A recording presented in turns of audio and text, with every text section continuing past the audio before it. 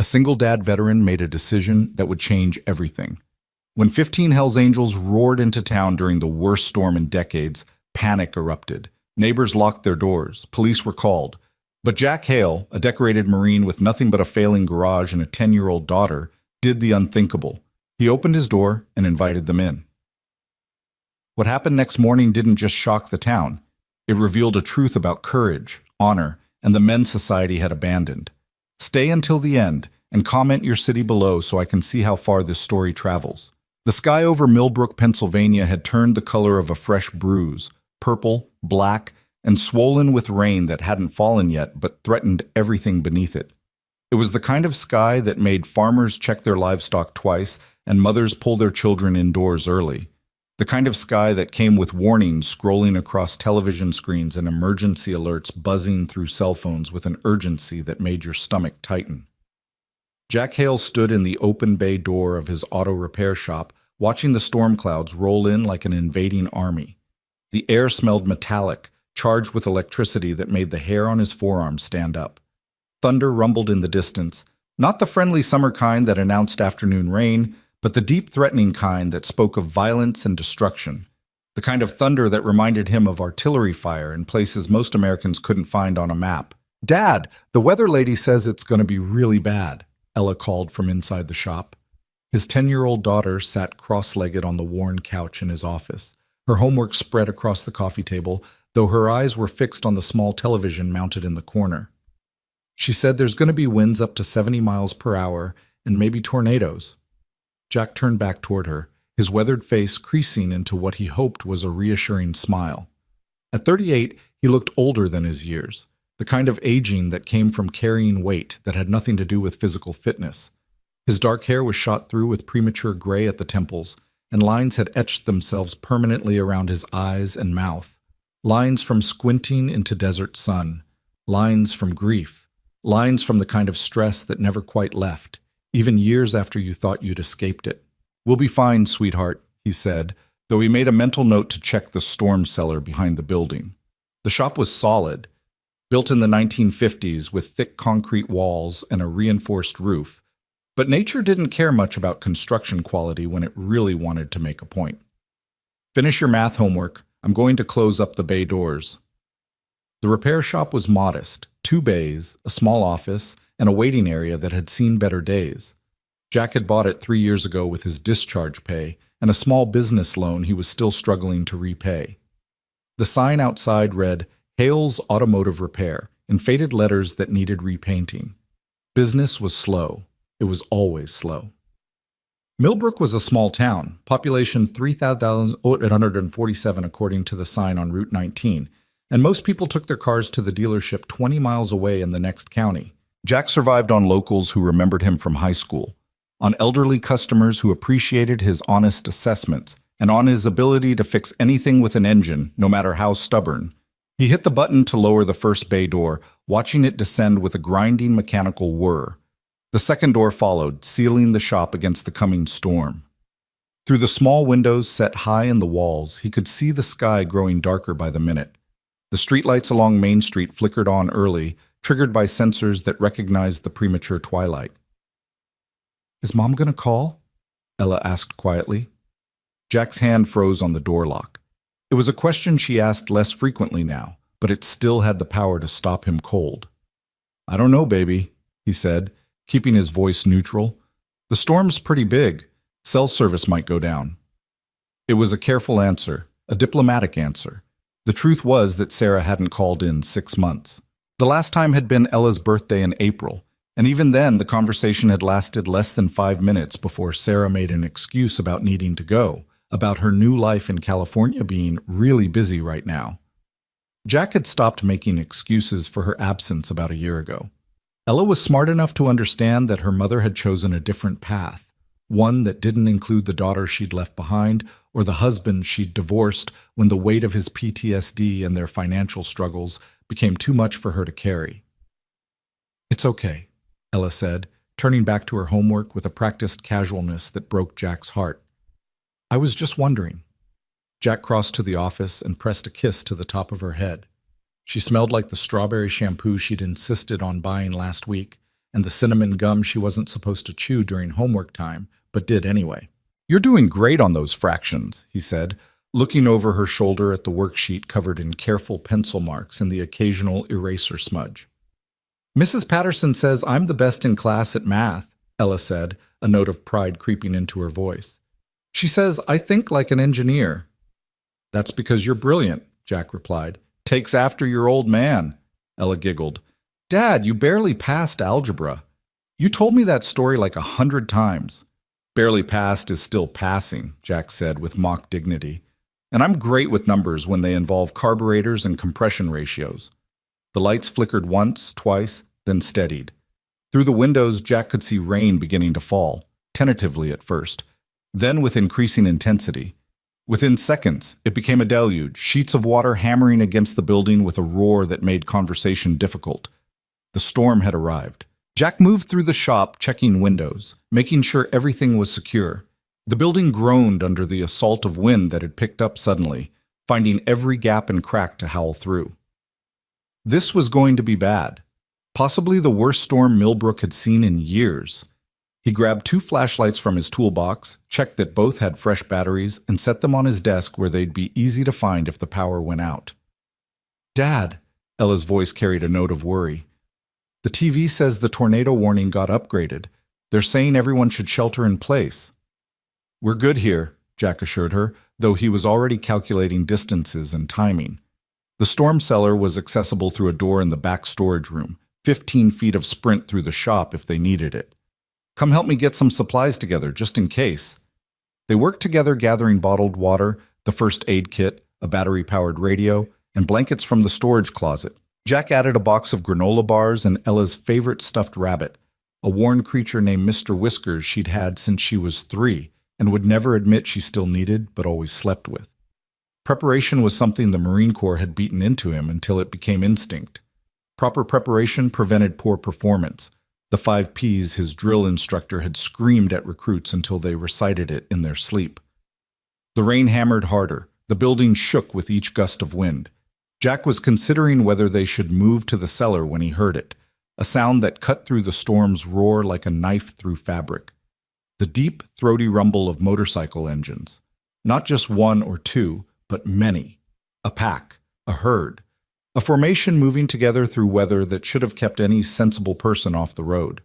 He moved to the window, wiping away condensation with his sleeve. Through the rain-blurred glass, he could barely make out shapes on Main Street. Motorcycles, heavy touring bikes built for long roads and hard weather, moving in a tight formation toward his shop. Lightning flashed, illuminating them for a split second in stark white light. Jack counted quickly, 15 bikes, maybe more, and they were all Harleys. "Dad, what is it?" Ella asked, sensing the sudden tension in his posture. Before Jack could answer, the lead motorcycle turned into his parking lot, followed by the others in perfect military precision. They pulled up to his bay doors in formation, engines rumbling even through the storm's noise. Through the rain and darkness, Jack could see the riders were soaked, their leather cuts dark with water, their bikes mud-splattered from hard riding through terrible conditions. The lead rider dismounted first, moving with the careful deliberation of someone who'd been riding too long in bad weather. Even from a distance, Jack could see the patches on the back of his vest. Lightning flashed again, and the image burned itself into Jack's vision, a skull with wings, stylized flames, and words he could read even through the rain. Hell's Angels Motorcycle Club. "Oh, hell," Jack breathed. Within seconds, panic erupted on Main Street like someone had triggered a silent alarm. Across the street, Mrs. Henderson, the 73-year-old widow who ran the antique shop, appeared in her window, saw the motorcycles, and vanished back inside so quickly Jack heard her door lock even through the storm. 2 doors down, Charlie Preston stood in the doorway of his hardware store, cell phone pressed to his ear, his face pale in the fluorescent light. He was calling the police. Jack knew it as surely as he knew his own name. Doors slammed up and down the street, lights flicked off in windows. Millbrook was a town of 3,000 souls that had never seen real trouble, where the most exciting thing to happen in recent memory was when teenagers had vandalized the high school mascot statue. The arrival of 15 Hells Angels in the middle of a catastrophic storm was the kind of thing that would be discussed for years. the kind of event that would define befores and afters in local history. "Dad, who are those people?" Ella asked, her voice small and uncertain. Jack's mind raced through options. The smart thing, the safe thing, would be to stay inside, keep the doors locked, wait for the police to arrive and handle it. These were Hell's Angels, for God's sake. The name alone carried weight, decades of reputation, both earned and exaggerated. They weren't some weekend warrior riding club. They were an outlaw motorcycle club, with chapters across the country and a history that included everything from charity runs to federal investigations. But as Jack watched, the lead rider removed his helmet, and Jack saw his face, weathered, exhausted, and soaked to the bone. The man was probably in his 50s, with a gray beard and lines around his eyes that spoke of years lived hard. He looked up at the storm with an expression Jack recognized intimately, the look of someone who'd pushed too far, who'd made a bad decision and now had to live with the consequences. Behind him, the other riders dismounted. They moved stiffly, obviously cold and exhausted. One younger rider was shaking, whether from cold or fear, Jack couldn't tell. An older biker near the back sat hunched on his bike, and even from a distance, Jack could see him coughing. Thunder crashed directly overhead, close enough that the building shook, and Ella yelped in surprise. The storm was directly on top of them now, and the weather service had been right. This was the kind of system that spawned tornadoes, that tore roofs off buildings and turned trees into projectiles. Jack looked at his daughter, safe in his office with her homework and her stuffed rabbit. Then he looked back at the 15 men standing in his parking lot in the worst storm Pennsylvania had seen in a decade. His dog tag hung around his neck. He never took it off, not even to sleep. It was a simple piece of metal stamped with his name, rank, and serial number. But years ago, in a workshop on leadership during his second tour in Afghanistan, an old sergeant major had given every Marine in attendance a second tag, this one custom made with 4 words: honor before fear. Jack had carried it through his remaining tours. He'd carried it through firefights and IED attacks, and long nights standing watch while his brother slept. He'd carried it through his medical discharge, through his divorce, through every hard day since coming home. Those 4 words had become his compass when nothing else made sense. Honor before fear. "Ella, stay here," Jack said quietly. "Dad, are you sure? Stay here, baby. Lock this door behind me. Don't open it for anyone but me." He grabbed a rain jacket from the hook by the door, though he knew it wouldn't do much good. "I'll be right back." "Dad, everyone's scared of them," Ella said, her voice trembling. "Charlie Preston is calling the cops." "I know." Jack pulled on the jacket. "But they're people, Ella, and people shouldn't have to face a storm like this alone." He unlocked the office door and stepped into the main shop. Behind him, he heard Ella lock the door as instructed, though he could feel her watching through the office window.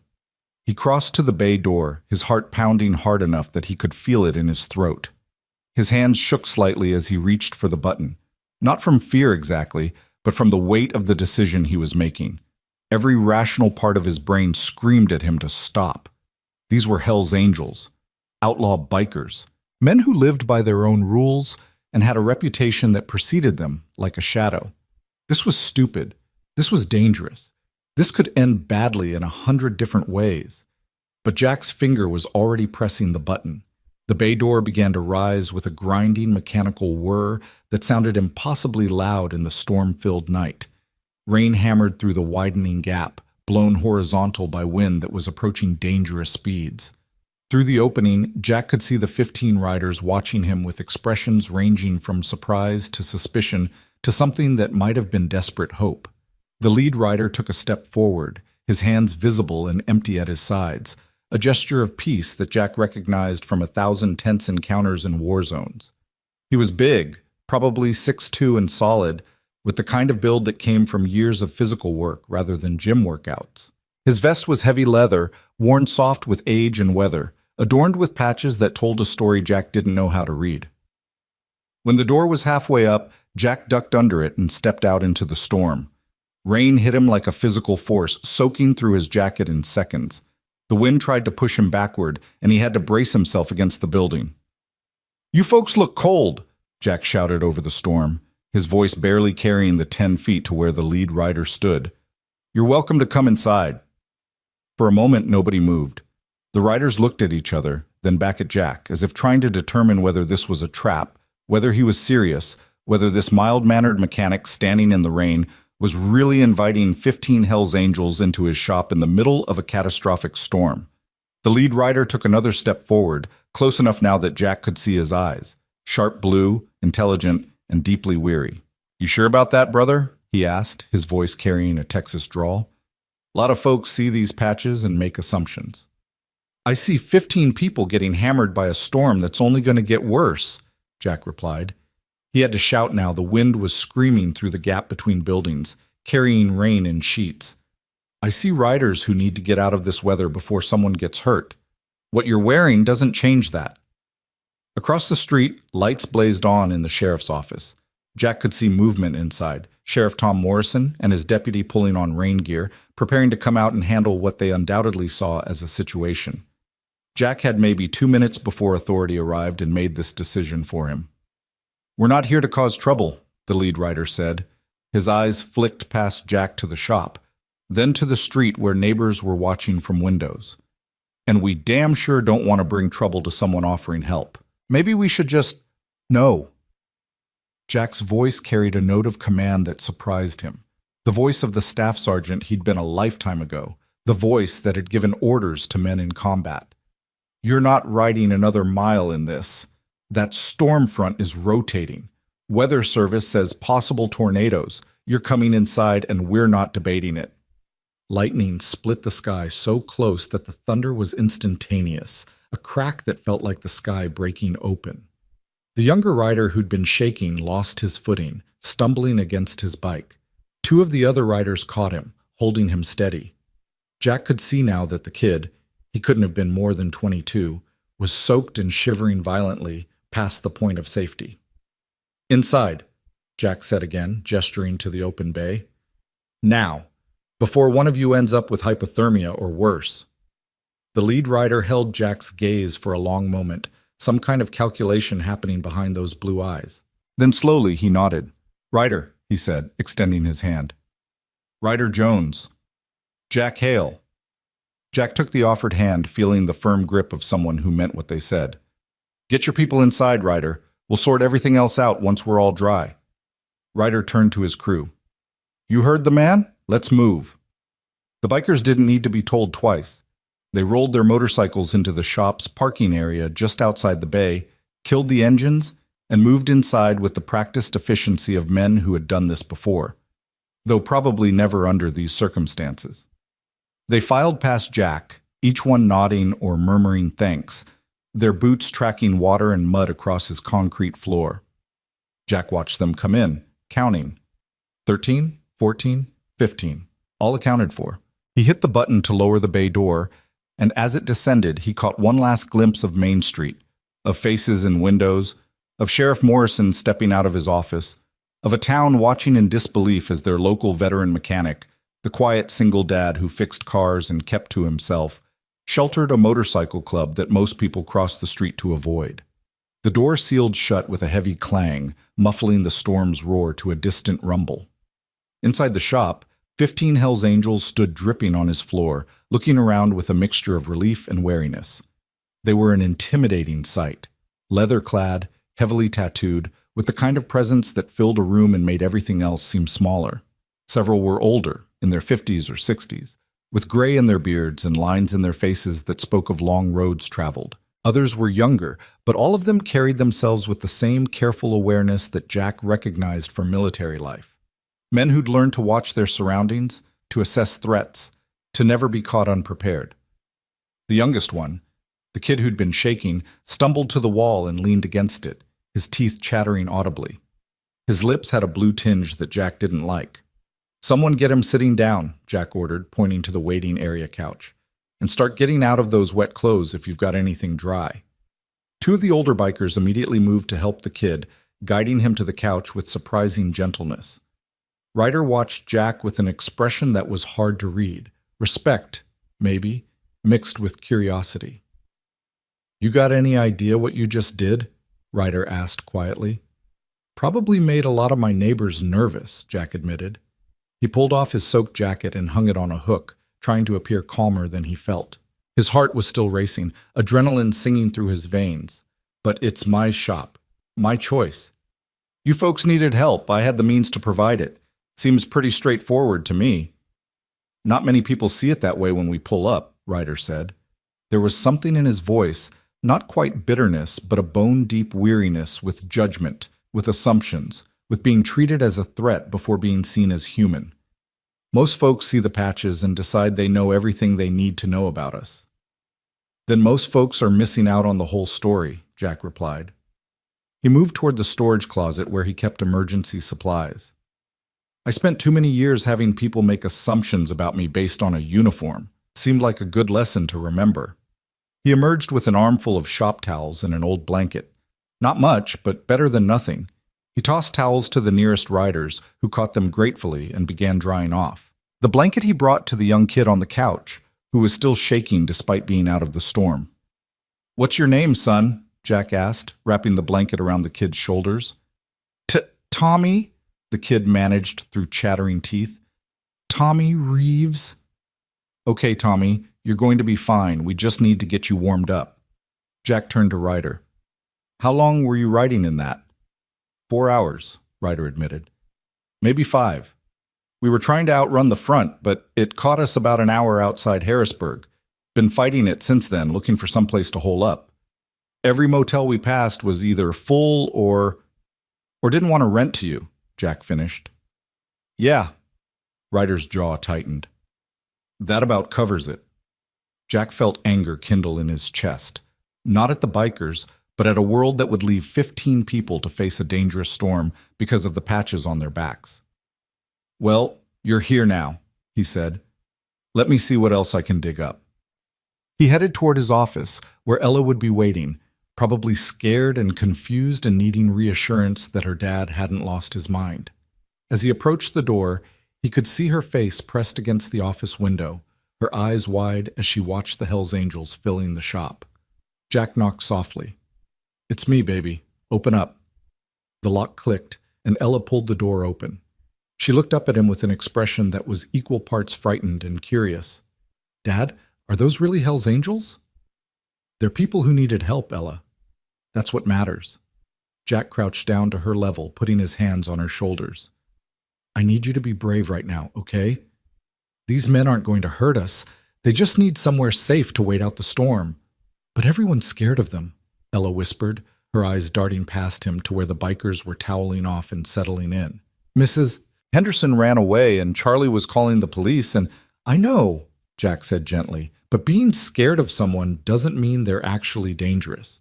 Sometimes people are scared because they don't understand, or because they've heard stories, or because someone looks different than what they're used to. But you know what I've learned? What? The bravest thing you can do is look past what scares you and see the person underneath. He tucked a strand of her hair behind her ear. These guys have been riding through a terrible storm for hours. One of them is probably hypothermic. They need help, and we have the means to give it. That's what honor looks like, doing the right thing even when it's hard. Ella chewed her bottom lip, a habit she'd inherited from Jack. Are you sure they're safe? Nothing in life is 100% sure, Jack admitted. But yeah, baby, I think we're going to be fine.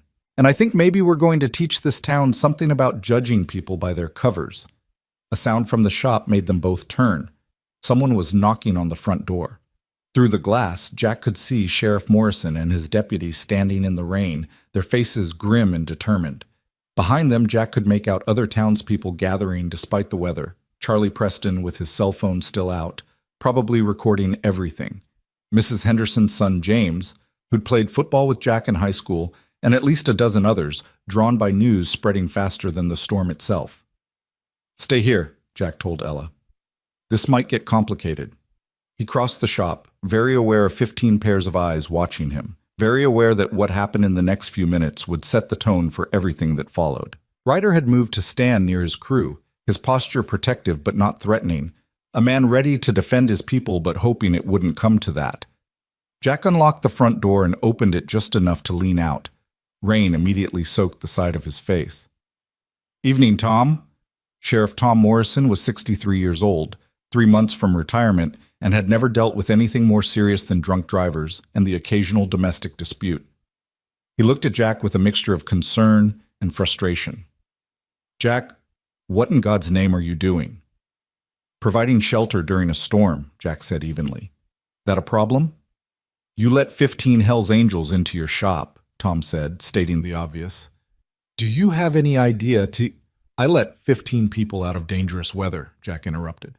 "What they're wearing doesn't change the fact that there's a tornado warning in effect, and those folks were about to catch hypothermia." Deputy Rick Sanders, who was 31 and had served 2 tours in Iraq, leaned closer to peer past Jack into the shop. "Mr. Hale, we appreciate your service and everything, but this is a motorcycle club. These guys are standing right here and can hear every word you're saying," Ryder called from inside. He moved forward, his hands visible and non-threatening, until he stood beside Jack. "Sheriff, I'm Ryder Jones. This is my crew. We're not here to cause trouble. We got caught in the storm, and Mr. Hale here was kind enough to offer us shelter. We'll be on our way as soon as it's safe to ride." Tom looked from Ryder to Jack and back again, clearly out of his depth. "You understand how this looks? We got calls from half the town. People are scared." "Of what?" Jack asked, his voice hardening. "Of people they don't know? Of patches on a jacket? Or are they scared because it's easier to judge someone than to see them as human?" "Jack, no, Tom. You've known me since I was 8 years old. You know I'm not stupid, and you know I'm not reckless. These folks needed help. I had the means to provide it, and that's the end of the discussion. They're staying until the storm passes, and if anyone has a problem with that, they can take it up with me directly." Charlie Preston pushed forward through the gathering crowd. "Jack, be reasonable. These are Hell's Angels. They're criminals. You're endangering yourself and your daughter." "Mr. Preston," Ryder said, his voice carrying easily over the wind and rain, "with all due respect, you don't know a damn thing about me or my brothers. We're veterans, same as your friend Jack here. We wear these cuts, and people make assumptions, but that doesn't change the fact that every man in this shop served this country. We're not criminals. We're just people who ride motorcycles and look out for each other." "Veterans?" Deputy Sanders said, skepticism clear in his voice. Ryder reached for his wallet, moving slowly, clearly, so no one would mistake it for a threat, and pulled out a worn military ID card. "Sergeant Ryder Jones, United States Marine Corps, 1988 to 2012. 24 years of service, 2 tours in Desert Storm, 3 in Iraq, 2 in Afghanistan. Most of my guys in there have similar stories. We're not the enemy, officer. We're just tired." The deputy took the ID, examined it, and passed it to Sheriff Morrison. Tom studied it for a long moment, then looked up at Ryder with a new expression. Not quite respect, but at least recognition of shared experience. "You're a Marine?" "Was a Marine," Ryder corrected. "These days I'm just a rider trying to stay dry." "Once a Marine, always a Marine," Jack said quietly. "Isn't that what they say?" Tom handed the ID back to Ryder and sighed, the sound of a man who'd just had his evening get infinitely more complicated. "Jack, you're sure about this?" "Completely," Jack replied without hesitation. "And you," Tom said, pointing at Ryder, "you and your crew are going to behave? No trouble?" "No trouble, Sheriff," Ryder promised. "You have my word." Tom looked at the crowd gathering behind him, at scared faces and suspicious eyes, at a town that had already made up its mind about who these strangers were. "All right," he said finally. "They can stay until the storm passes, but Jack, if anything, and I mean anything, goes wrong, you call me immediately. Understood?" "Understood," Jack agreed. The sheriff and his deputy retreated to their vehicle, but the crowd didn't disperse. If anything, more people arrived, drawn by curiosity and concern and the kind of instinct that makes humans gather to watch when something unusual happens. Jack could see phones out recording, taking pictures. This would be all over social media within minutes if it wasn't already. "Ignore them," Ryder said quietly as Jack closed and locked the door.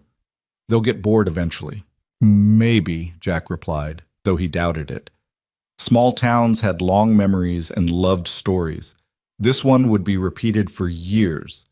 The night Jack Hale let the Hells Angels into his shop during the worst storm in decades. He turned back to the bikers gathered in his space. They were watching him with expressions that ranged from gratitude to wariness, to something that might have been shame.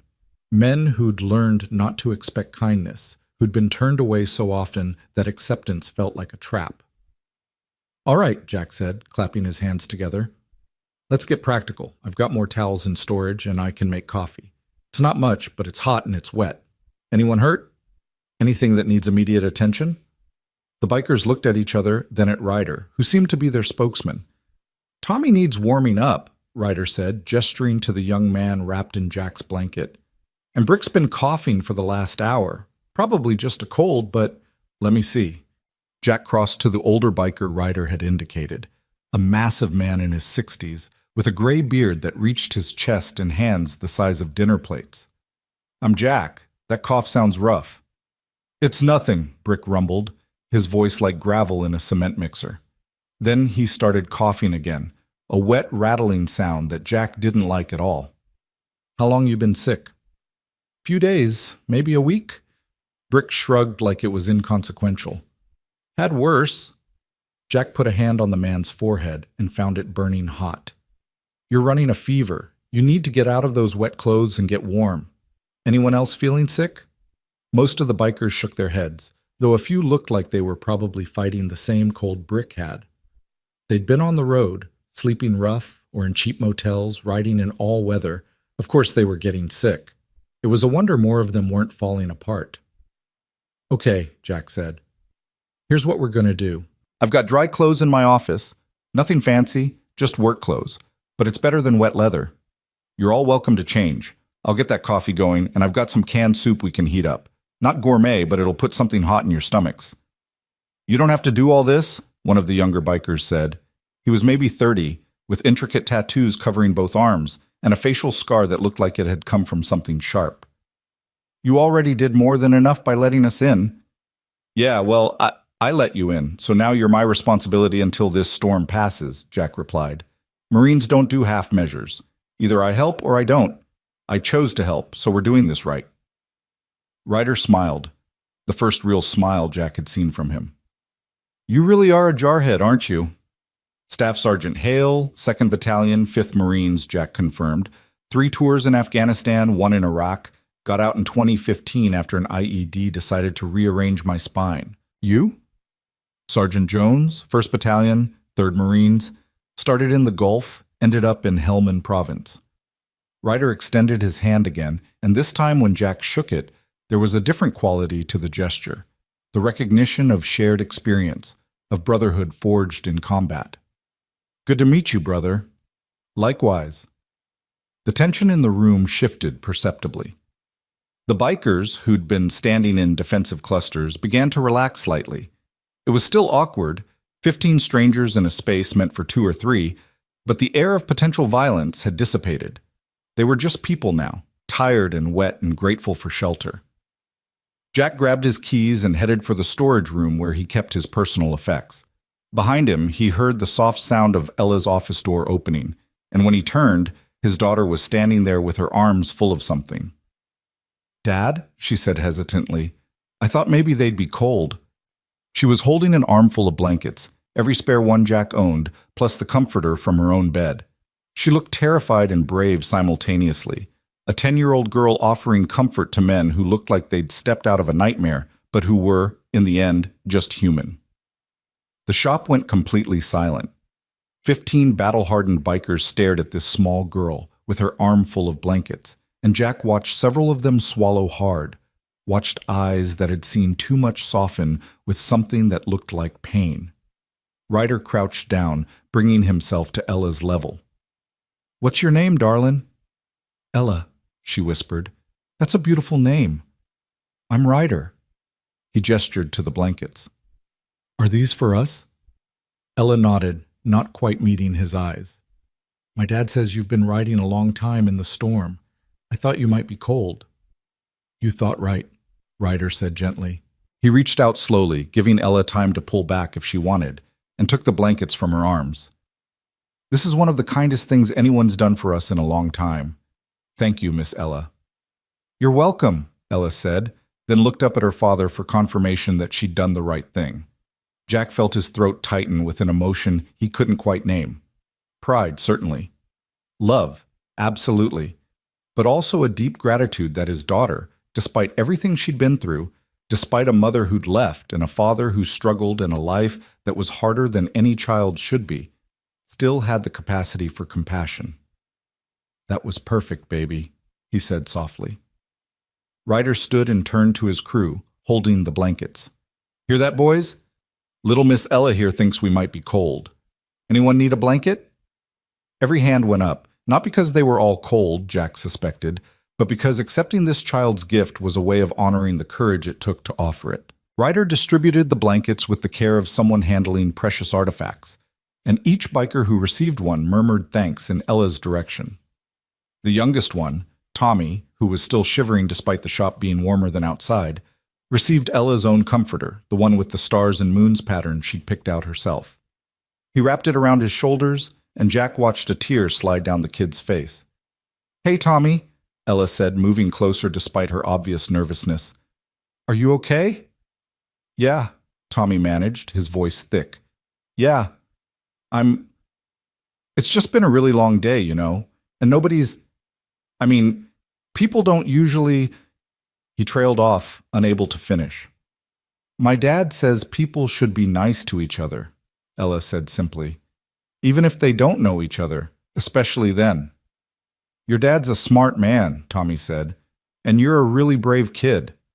Ella smiled shyly, then retreated back to the office, content that she'd done her part. Jack watched her go, his heart simultaneously breaking and swelling with pride. 10 years old and already wiser than most adults. He turned back to the task at hand, getting 15 cold, wet men comfortable and fed. It took the better part of an hour. He broke out his personal stash of clean work clothes, coveralls, spare jeans, t-shirts with auto parts logos, anything remotely dry. The bikers changed in shifts, using the bathroom and the storage room for privacy, emerging looking less like intimidating outlaws and more like regular guys who'd had a rough night. Jack fired up the small coffee maker in his office, brewing pot after pot of cheap, strong coffee that the bikers accepted like it was liquid gold. He heated canned soup on the hot plate he usually used for his own lunches. Chicken noodle, tomato, vegetable, whatever he had in the cupboard. It wasn't much, but the bikers ate like they were at a 5-star restaurant, grateful for anything hot. As they ate and warmed up, the tension continued to ebb. The bikers began talking among themselves in low voices, the kind of easy conversation that comes from people who've known each other a long time. Jack caught fragments. Discussions about the storm, about routes and roads, about bikes that needed attention and parts that needed replacing. Normal conversation. Human conversation. Brick's cough persisted, so Jack dug out the first aid kit and found some cold medicine that was probably past its expiration date, but better than nothing. He made the big man take it with water and an extra blanket, then positioned him near the space heater Jack had set up in the corner. Outside, the storm raged on.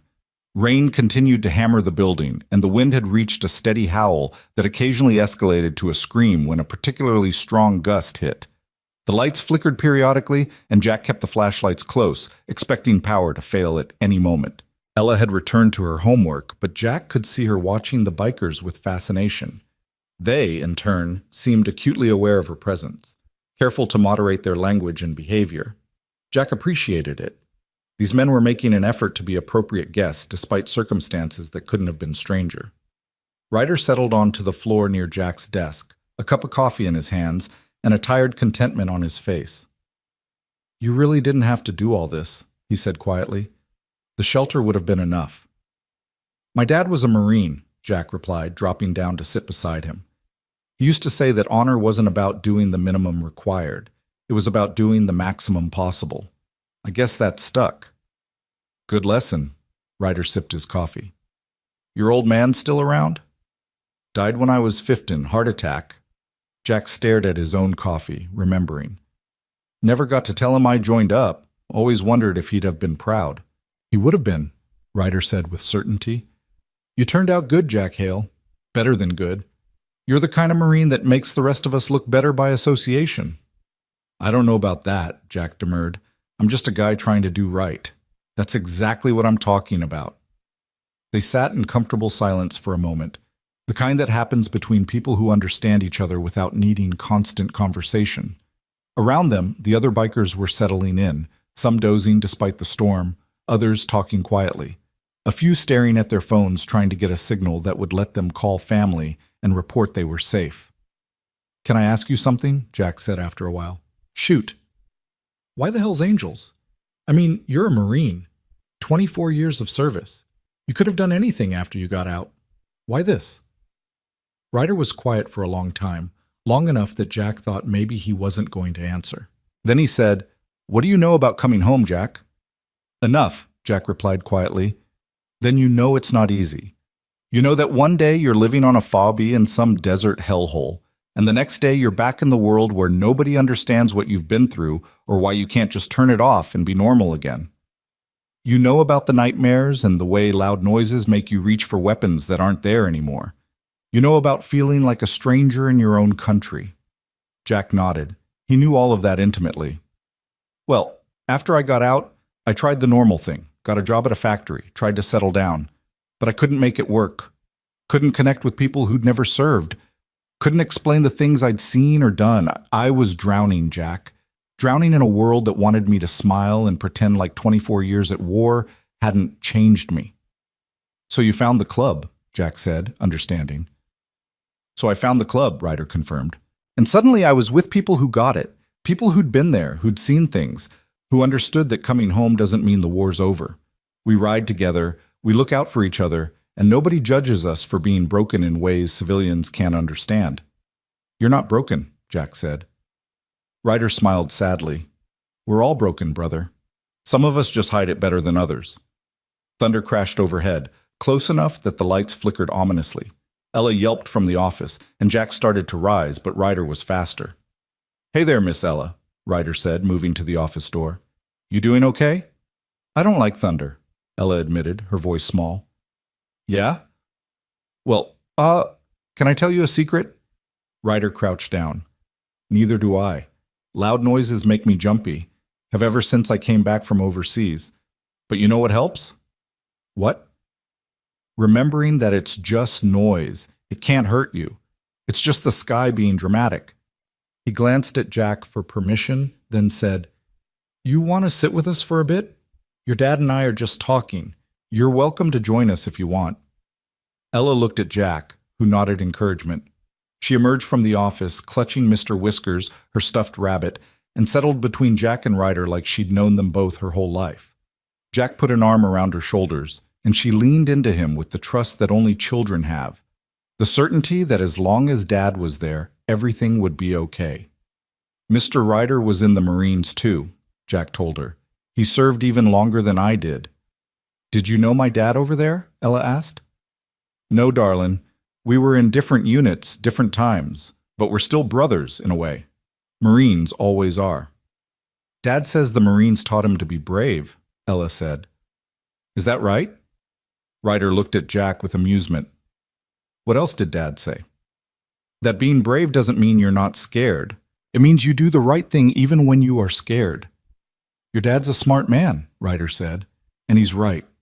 Bravery isn't about not being afraid. It's about being afraid and doing what needs doing anyway." Another gust of wind hit the building so hard that something outside crashed, probably a trash can or a loose sign. Several of the bikers tensed, old instincts kicking in, hands reaching for weapons that weren't there. Jack recognized the response, the hypervigilance that never quite left, the way combat veterans were always just a little bit on alert, always ready for something to go wrong. "Easy," Ryder called out to his crew. "Just the storm." They relaxed gradually, but Jack noticed several of them looked embarrassed, like their reaction had given something away. He wanted to tell them it was okay, that he did the same thing, that his daughter had learned not to pop balloons around him because the sound made him drop to the floor in a panic that was as automatic as breathing. But he stayed quiet, letting them keep their dignity. "So," Jack said, changing the subject, "where were you all headed before the storm hit?" "Nowhere specific," Ryder replied. "We do an annual run, just ride for a few weeks, see the country, visit other chapters. We were heading east, figured we'd make it to the coast before turning back. Then the weather turned bad." "Annual run," Ella repeated. Like a vacation? Exactly like that, Ryder said, smiling at her. We work regular jobs most of the year. I'm a mechanic, just like your dad. Brick over there is a welder. Tommy's a college student, if you can believe it. But once a year, we all get together and ride. That sounds fun, Ella said wistfully. I've never been on a motorcycle. Never? Ryder looked genuinely shocked. Jack, you're failing this child's education. Everyone should ride at least once. She's 10, Jack said, and I sold my bike when she was born. Couldn't afford to keep it and pay for diapers. Fair point, Ryder conceded. But someday when she's older, you should take her out. There's nothing like the freedom of the open road. It's the closest thing to flying without leaving the ground. Maybe, Jack allowed, though he doubted it would ever happen. Motorcycles cost money, and money was something he never seemed to have enough of. The conversation drifted into easier topics: favorite roads, memorable rides, the differences between bike models. Jack found himself relaxing despite the circumstances, found himself enjoying the company of these men he'd known for less than 2 hours, but who felt, in some strange way, familiar. They had that same dark humor he remembered from the Corps, the same way of dealing with hardship through jokes and stories, the same brotherhood that came from shared experience. Around 11 o'clock, Ella started nodding off against Jack's shoulder. He carried her to the office couch, tucked her in with her remaining blanket, and left Mr. Whiskers beside her where she could reach him. She barely stirred, exhausted by the emotional roller coaster of the evening and the late hour. When Jack returned to the main shop, he found several of the bikers had also fallen asleep, heads pillowed on backpacks, wrapped in Ella's blankets, looking vulnerable in a way that they probably never allowed themselves to look when awake. The ones still awake spoke in hushed voices, respectful of those sleeping. "Your kid's something special," Tommy said from his nest of blankets near the space heater. His color had improved, and he'd stopped shivering, though he still looked exhausted. When she brought out those blankets, man, I can't remember the last time someone did something nice for me without wanting something in return. That's how we raised her, Jack said. To see people as people, not as categories or stereotypes. You raised her right, another biker chimed in, this one named Carlos, who'd served in the Army Rangers and had more tattoos than bare skin visible. In this world, that kind of compassion is rare. Protect that in her. Don't let life make her hard. I'm trying, Jack said softly. God knows I'm trying. The power flickered one more time, then went out completely, plunging the shop into darkness broken only by the flashlights Jack had set up earlier and the glow of phone screens. The emergency lighting kicked in, dim battery-powered LEDs that cast everything in a ghostly blue-white. Well, that was inevitable, Ryder said. How's your phone signal? Jack checked. Nothing. You? Same. Towers are probably down. Ryder stood and stretched, his back cracking audibly. Means nobody's getting updates on the storm. As if in answer, the wind suddenly dropped to nothing. The rain stopped mid-beat. The sudden silence was more unnerving than the storm had been. That's not good, Jack said, his military training recognizing the danger immediately. No, Ryder agreed. That's not good at all.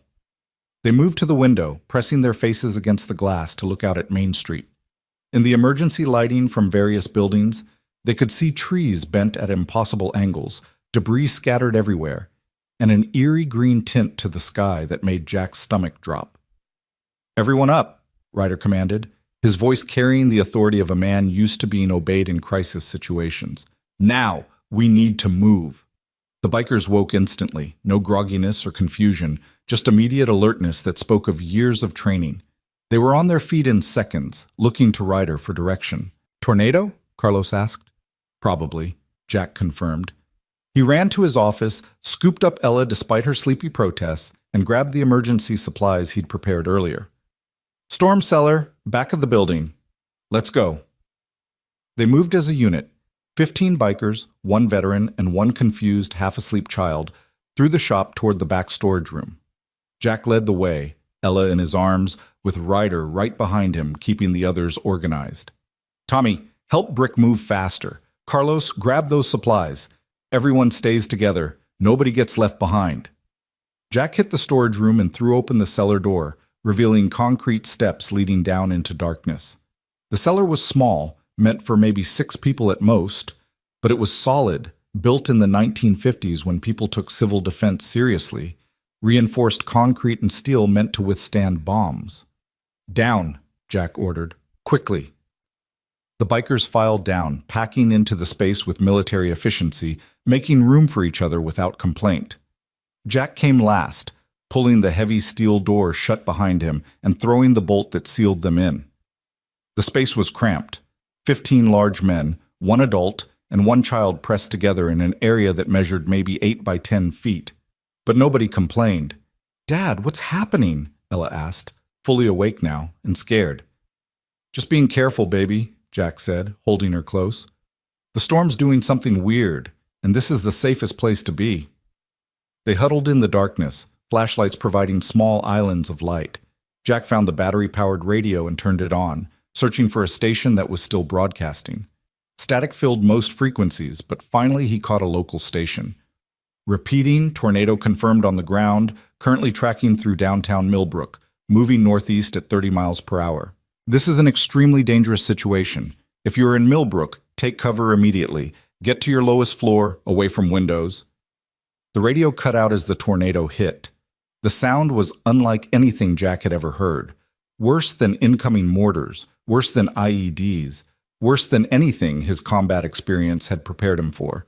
It sounded like a freight train and a jet engine, and the end of the world all rolled into one sustained roar that made the walls shake and dust rain from the ceiling. The building above them groaned and screamed. Jack heard glass shattering, metal tearing, wood splintering. Something massive hit the shop with enough force that the cellar door buckled inward slightly, and several of the bikers moved to brace it, throwing their weight against steel to keep it from giving way. Ella buried her face in Jack's chest, her small hands fisting in his shirt. Around them, hardened combat veterans held their breath, held each other, held on to whatever they could reach. Ryder had grabbed Jack's shoulder with one hand and Tommy's arm with the other, creating a chain of human connection that spread through the group, everyone touching someone, nobody alone. The roar went on forever. 30 seconds that felt like 30 minutes. Jack counted in his head the way he'd learned in basic training, trying to estimate the tornado's size and speed and proximity. Ella was crying quietly, and he held her tighter, murmuring reassurances he wasn't sure were true. And then, as suddenly as it had started, the roar moved on. The sound diminished, traveling away from them toward the northeast, leaving destruction in its wake. Nobody moved. Nobody spoke. They sat in the darkness, listening to the creaks and groans of the building above them, listening for the sound of collapse, listening to their own breathing and the thunder of their hearts. "Everyone okay?" Ryder finally asked. A chorus of affirmatives came back, shaken but uninjured, scared but alive. "Jack?" "We're good," Jack replied, though his hands were shaking. "Ella, you okay, baby?" "Uh-huh," Ella managed, though she wouldn't let go of him. "That was really scary, Dad." "I know, but it's over now. We're safe." "Should we go up?" Tommy asked. "Not yet," Jack said. "Give it a few more minutes. Make sure it's really past." They waited in the cramped darkness, nobody complaining about the lack of space or air, just grateful to be alive. Jack found himself thinking about the shop above them, his livelihood, his investment, everything he'd built since leaving the military. If the tornado had destroyed it, but he pushed the thought away. Material things could be replaced. The life he held in his arms, the men pressed around him in this concrete box, these things mattered. These things were irreplaceable. After 10 minutes that felt like hours, Jack finally unbolted the cellar door and pushed it open. The resistance was significant. Something had fallen against it, but between him and Ryder, they managed to force it wide enough to squeeze through. The storage room was relatively intact, though water dripped from a new crack in the ceiling. Jack helped Ella through, then turned to assist the bikers as they emerged into the darkened building. When they made it to the main shop, everyone stopped and stared. The building had held. The walls stood, the roof was mostly intact, and the structure remained sound. But the bay doors were gone, ripped completely away and deposited God knew where. One of the windows had shattered, showering glass across the floor. Water poured in through gaps in the roof where shingles had been torn away. But they were alive. The shop was damaged, but standing. And as Jack looked at the 15 men who'd emerged from the cellar with him, at his daughter clinging to his hand, at the first light of dawn beginning to show through the missing bay doors, he felt something he hadn't felt in a long time.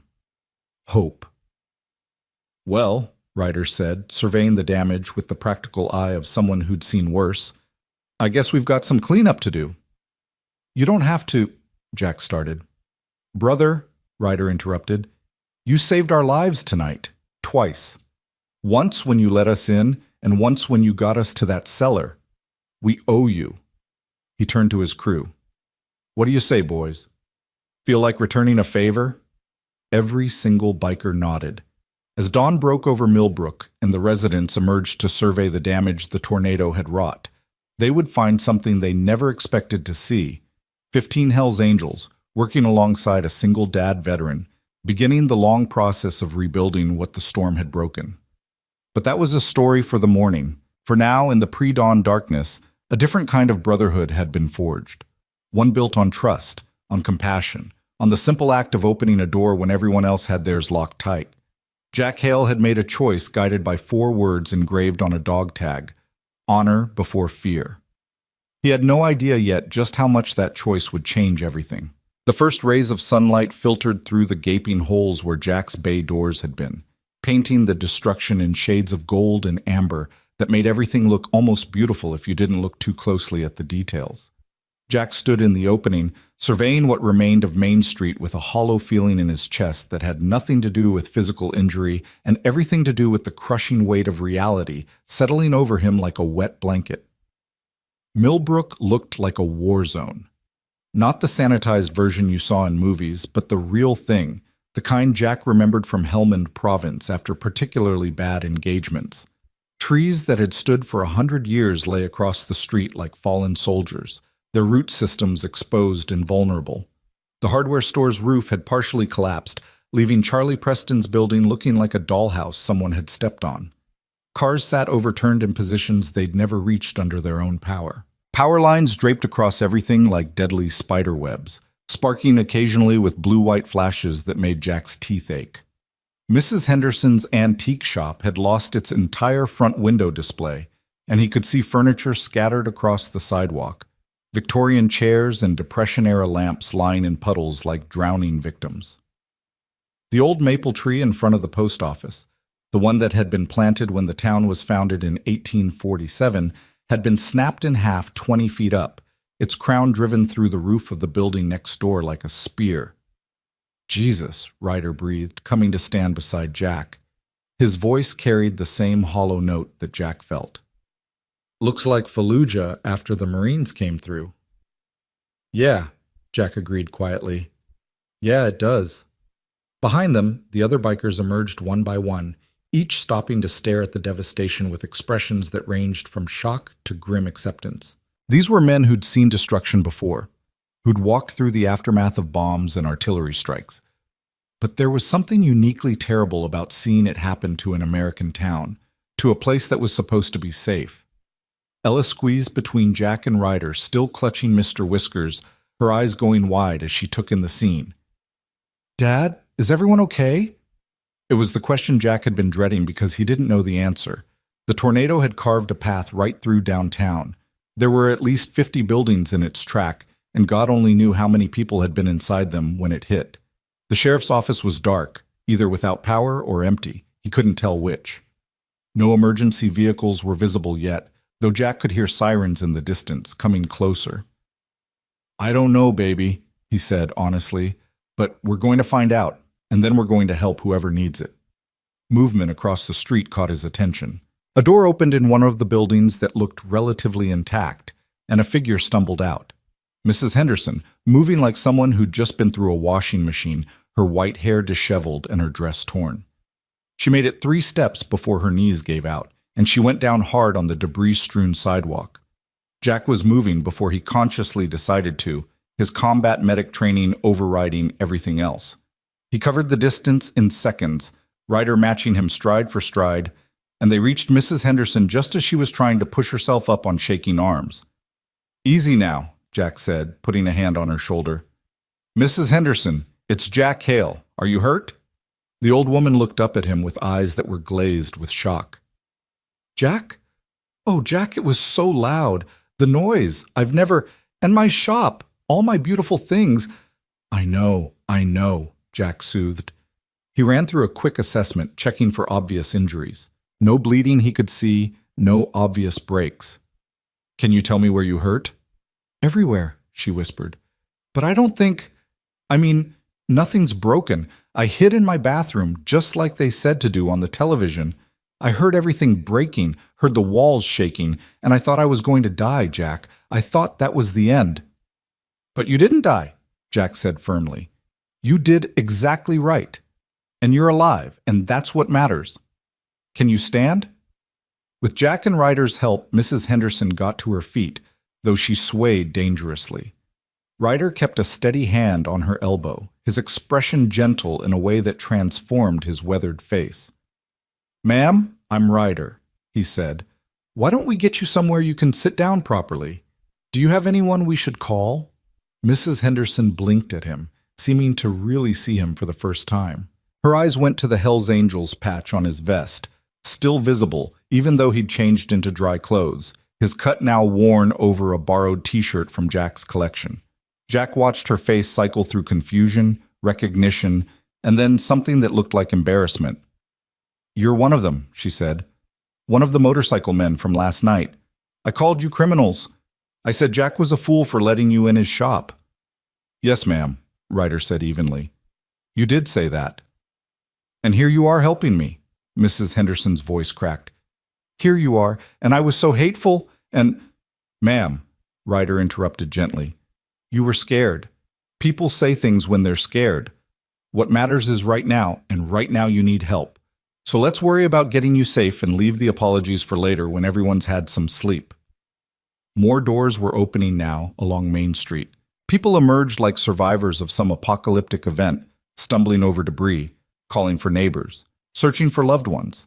Jack saw James Henderson, Mrs. Henderson's son, come running from a side street, his face pale with terror until he spotted his mother. The relief that crossed his features was so profound that Jack felt it in his own chest. Mom! James reached them at a dead sprint. Mom, thank God, I've been trying to call. The lines are down, and I thought, I'm fine, Mrs. Henderson assured him, though she clung to her son with the desperate strength of someone who genuinely thought they might never see their family again. These men helped me. Jack and his friend. James looked at Jack with gratitude. Then his eyes landed on Ryder, and the recognition hit. Jack watched James's expression shift, surprise, confusion, and then a dawning understanding that looked almost painful. You're the bikers from last night, James said. That's right, Ryder confirmed. I was in the crowd, James admitted, his voice thick with shame. I was one of the people saying Jack was crazy for letting you in. I said you were dangerous. I said— He stopped, swallowed hard. I'm sorry. I was wrong. Like I told your mother, apologies can wait, Ryder said. Right now, let's make sure everyone's accounted for. You got somewhere safe you can take her? My house is outside the damage path, James said. Mom, come on, let me get you home. As James led his mother away, Jack heard her say something that made him pause. Those men aren't criminals, James. They're angels. Actual angels. Jack turned to find the rest of Ryder's crew had spread out along the street, already helping. Tommy, who'd been hypothermic just hours ago, was helping an elderly man climb over a fallen tree. Brick, who'd been running a fever, was using his massive strength to lift debris off a car that had been crushed by a telephone pole. Carlos had found a mother with 3 small children, was carrying the youngest while helping the others navigate the dangerous terrain. Boys, Ryder called out. Sound off, everyone okay? Good here, Tommy called back. All good, Brick rumbled. One by one, the bikers confirmed they were uninjured, and Jack felt something loosen in his chest. He'd been responsible for these men from the moment he'd opened his door, and knowing they were safe made the rest of the situation just slightly more bearable. Sheriff Morrison appeared at the end of the street, Deputy Sanders beside him, both men looking like they'd aged 10 years overnight. The sheriff's cruiser was dented and missing a door, but it was still mobile. Morrison's eyes swept the scene, landing on Jack and the bikers with an expression that was impossible to read. Jack, Morrison called, picking his way through the rubble. You and your people okay? We're fine, Tom, Jack replied. Building took some damage, but we sheltered in the cellar. Everyone made it through. Thank God for that. Morrison rubbed his face with both hands. We've got reports of damage all through downtown. No confirmed fatalities yet, but there are people trapped. Fire department's on the way from the county, but it's going to take them at least 30 minutes to get here with all the roads blocked. What do you need? Jack asked, already knowing the answer. Everything, Morrison said bluntly. We need search and rescue. We need debris cleared. We need someone with medical training to check on folks until the ambulances can get through. We need... He stopped, seeming to really see the Hells Angels for the first time since arriving. I need all the help I can get, and I'm not too proud to accept it from wherever it comes. Then you've got us, Ryder said, stepping forward. 15 able bodies, all with military training. Half of us have medical experience. We can help. Morrison looked at Ryder for a long moment, and Jack could see the calculation happening behind the sheriff's eyes. Accepting help from an outlaw motorcycle club wasn't the kind of decision that a small-town sheriff made lightly. It was the kind of thing that could make or break a reputation, the kind of choice that would be dissected and discussed for years. All right, Morrison said finally. Here's how this works. You operate under my authority. You do what I tell you, when I tell you, and you don't go off on your own. Anyone breaks those rules, everyone leaves. Understood? Crystal clear, Sheriff, Ryder said. We're here to help, not to complicate your life. Good. Morrison pulled out a notebook that had somehow survived the storm. Jack, you're with me coordinating. You know this town, you know the people. Ryder, split your crew into teams. I need search and rescue at the Presbyterian Church, roof collapse, possibly people inside. I need debris clearance on Oak Street so emergency vehicles can get through. And I need someone checking on the elderly residents who might not have made it out of their homes. Tommy, Brick, Carlos, your search and rescue, Ryder ordered without hesitation. Snake, Chains, Dusty, debris clearance. Everyone else with me doing welfare checks. Move out, and remember, we're representing the club here. We do this right. The bikers dispersed with military precision, each team heading toward their assigned area with purpose and focus. Jack watched them go, these men who'd been feared and rejected just 12 hours ago, now running toward danger to help people who'd treated them like criminals. I was wrong about them, Morrison said quietly, watching the same scene Jack was. Dead wrong. A lot of people were, Jack replied. Including me, said a voice behind them. They turned to find Charlie Preston standing there, his face streaked with dirt and what might have been tears. His hardware store was partially collapsed. The inventory Jack could see through the gaps was destroyed, and the man looked like his world had ended. Jack, I owe you an apology. I said terrible things last night. I called the cops on you. I tried to get those men thrown out into the storm, and if you'd listened to me, they'd have been out there when the tornado hit. They'd probably be dead. But they're not, Jack said. That's what matters. And now they're helping, Charlie continued, his voice breaking. Now they're risking themselves to help us, even after how we treated them. What kind of men do that? Good ones, Jack said simply. The kind who know that doing the right thing isn't conditional on being treated right. A crash from down the street made them all turn. The search and rescue team had reached the Presbyterian Church, and Jack could see the building was in bad shape. The distinctive white steeple that had been a landmark for generations had been twisted at an angle, and the roof had partially caved in on the eastern side. Sunday services would have been empty. It was Monday morning, but Pastor Williams lived in the rectory attached to the church, and his wife Sarah was there too, along with their teenage daughter Emma. Tom, we need to get over there, Jack said urgently. They ran, Morrison and Sanders and Jack, with Charlie following because he couldn't seem to do anything else. By the time they arrived, Tommy was already coordinating the rescue effort with the calm competence of someone who'd done this before in far worse circumstances. Building's unstable, Tommy reported. Roof could come down any second, but we've got voices, at least 2 people, maybe 3. They're trapped in what I think is the living quarters, eastern side, probably under debris. Can we get to them? Morrison asked. Yeah, but it's going to be tight, and we need to shore up that section of roof before we go in, or the whole thing comes down. Tommy's eyes scanned the wreckage, calculating angles and weights and risks. Brick, we need support beams.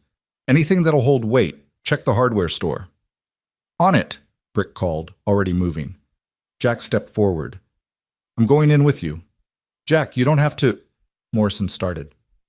Yes, I do, Jack interrupted. I know the Williams family. Emma babysits Ella sometimes. If she's in there scared, she needs to hear a familiar voice. Tommy looked at Jack, assessing, then nodded. You ever do structural rescue? Afghanistan 2012, building collapse after a rocket attack. I've done it. Good enough for me. Ryder, we need someone else. Who's got small building experience? Carlos, Ryder said immediately. He was a construction engineer before he joined the club. Carlos. The tattooed biker jogged over, listened to a 30-second briefing, and nodded. Show me what we're working with.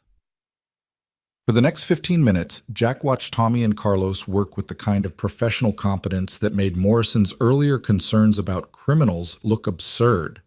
They were systematic, careful, and clearly knew exactly what they were doing. Brick returned with an armful of 2x4s from Charlie's destroyed inventory, and they constructed a temporary support system that would give them maybe 20 minutes before the roof gave way completely. That's all the time we've got, Tommy said. In and out, fast and clean. Jack, you're with me. Carlos, you're back up in case we need to hand victims out. Brick, you hold those supports no matter what. If that roof shifts, you yell and we all run. Clear? Everyone confirmed they understood. Jack pulled on a pair of work gloves someone handed him and followed Tommy into the collapsed structure. The interior was a nightmare of splintered wood, shattered glass, and crumbled plaster. Water dripped from broken pipes. Electrical wires hung loose and dangerous. Every surface was unstable. Every step a calculated risk. Hello? Jack called out. Pastor Williams? Sarah? Can you hear me? Here. The voice was faint but distinct. We're here.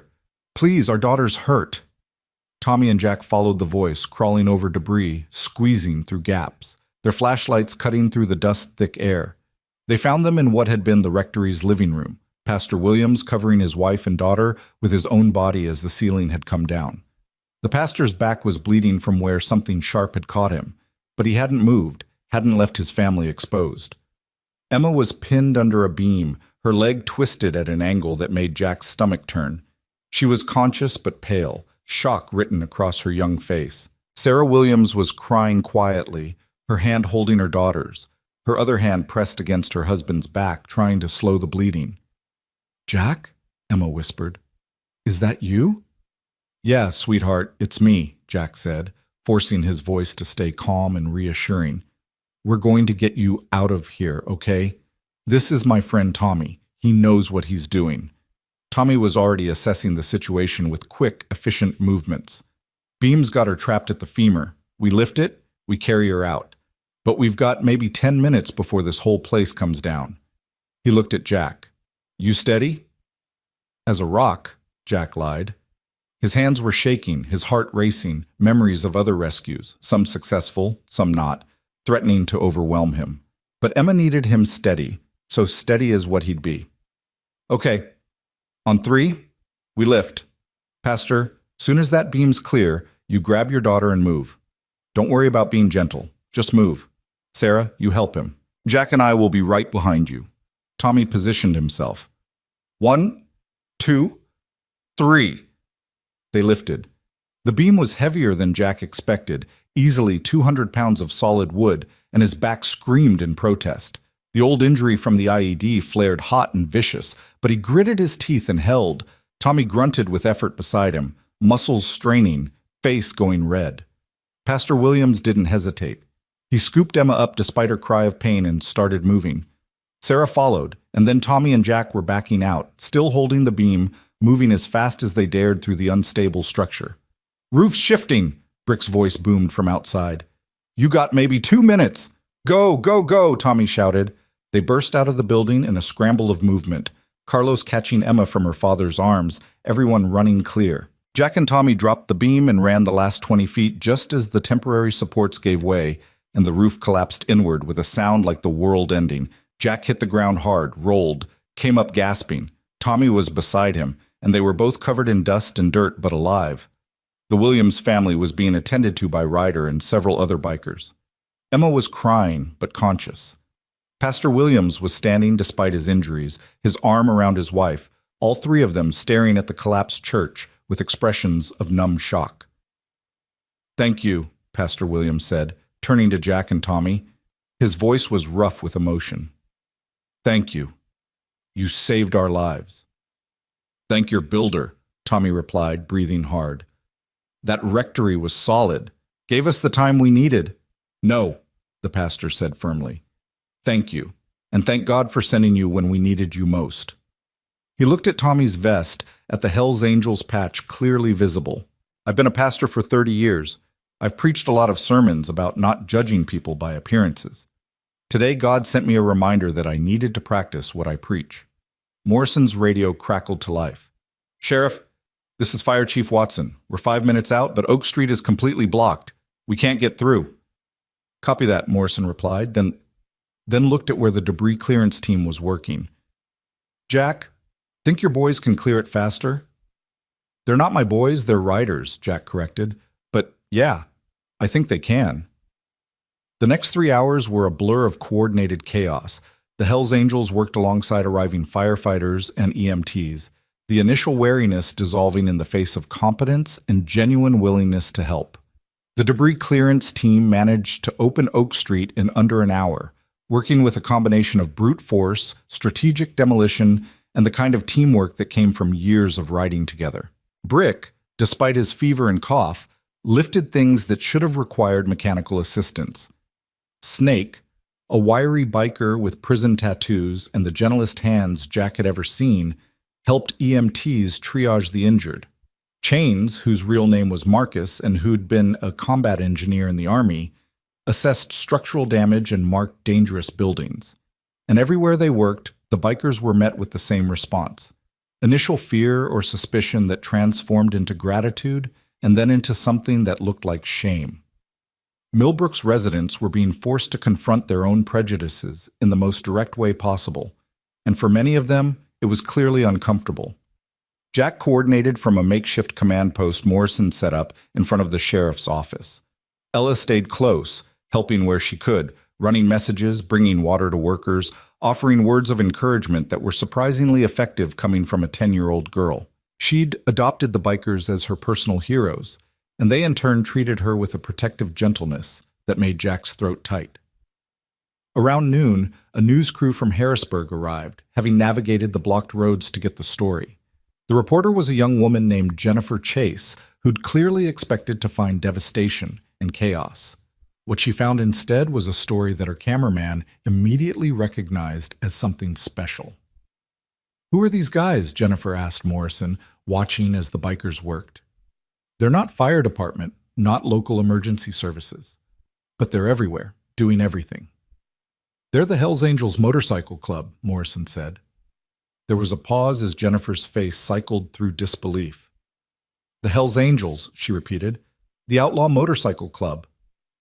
"The same," Morrison confirmed. "Got caught in the storm last night. Local veteran named Jack Hale gave them shelter. When the tornado hit and we needed help, they stepped up." Jennifer's eyes went sharp with the instinct of someone who recognized a major story. "Can I interview them?" "That's up to them," Morrison said. "But you should know, these men are veterans. Every single one of them served. They're not the stereotypes you might be expecting." Jennifer approached Ryder, who was taking a water break and looking exhausted. Jack watched the interaction from a distance, saw Ryder's initial reluctance give way to what looked like resignation. If the club was going to be in the news anyway, better to control the narrative. The interview lasted about 10 minutes. Jack couldn't hear what was said, but he could see the reporter's expression change from professional skepticism to genuine engagement. When she finished with Ryder, she interviewed Tommy, then Brick, then several of the townspeople who'd been helped. "Mr. Hale?" Jennifer approached Jack with her cameraman in tow. "I understand you're the one who gave the Hells Angels shelter last night." "I gave shelter to 15 people who needed it," Jack corrected. "What they wear on their backs doesn't change that they're human beings." "But you knew who they were," Jennifer pressed. "You knew the reputation. Weren't you worried?" Jack looked at where Ella was handing bottles of water to a group of firefighters, her small face serious and focused. He thought about the night before, about the decision to open his door, about the 4 words on his dog tag. "You know what worried me?" Jack said. "The idea of 15 people stuck in a tornado because I was too afraid to do the right thing. The idea of living the rest of my life knowing I'd let fear make me turn away from people who needed help. That worried me a hell of a lot more than some patches on a jacket. And now? Now they've proven what I already knew, that courage and compassion aren't about what you wear or what people think of you. They're about what you do when it matters." Jack looked directly at the camera. "These men are heroes. Every single one of them served this country in uniform. They're still serving, just in a different way. And anyone who can't see that because of a leather vest needs to take a hard look at their own prejudices." Jennifer smiled. "That's going to make a great soundbite. Thank you, Mr. Hale." As the afternoon wore on, more help arrived from surrounding counties. The National Guard showed up with heavy equipment and supplies. Red Cross set up a shelter at the high school. FEMA representatives began the preliminary damage assessments that would determine federal aid. And through it all, the Hells Angels kept working. No breaks longer than necessary, no complaints, no requests for recognition or reward.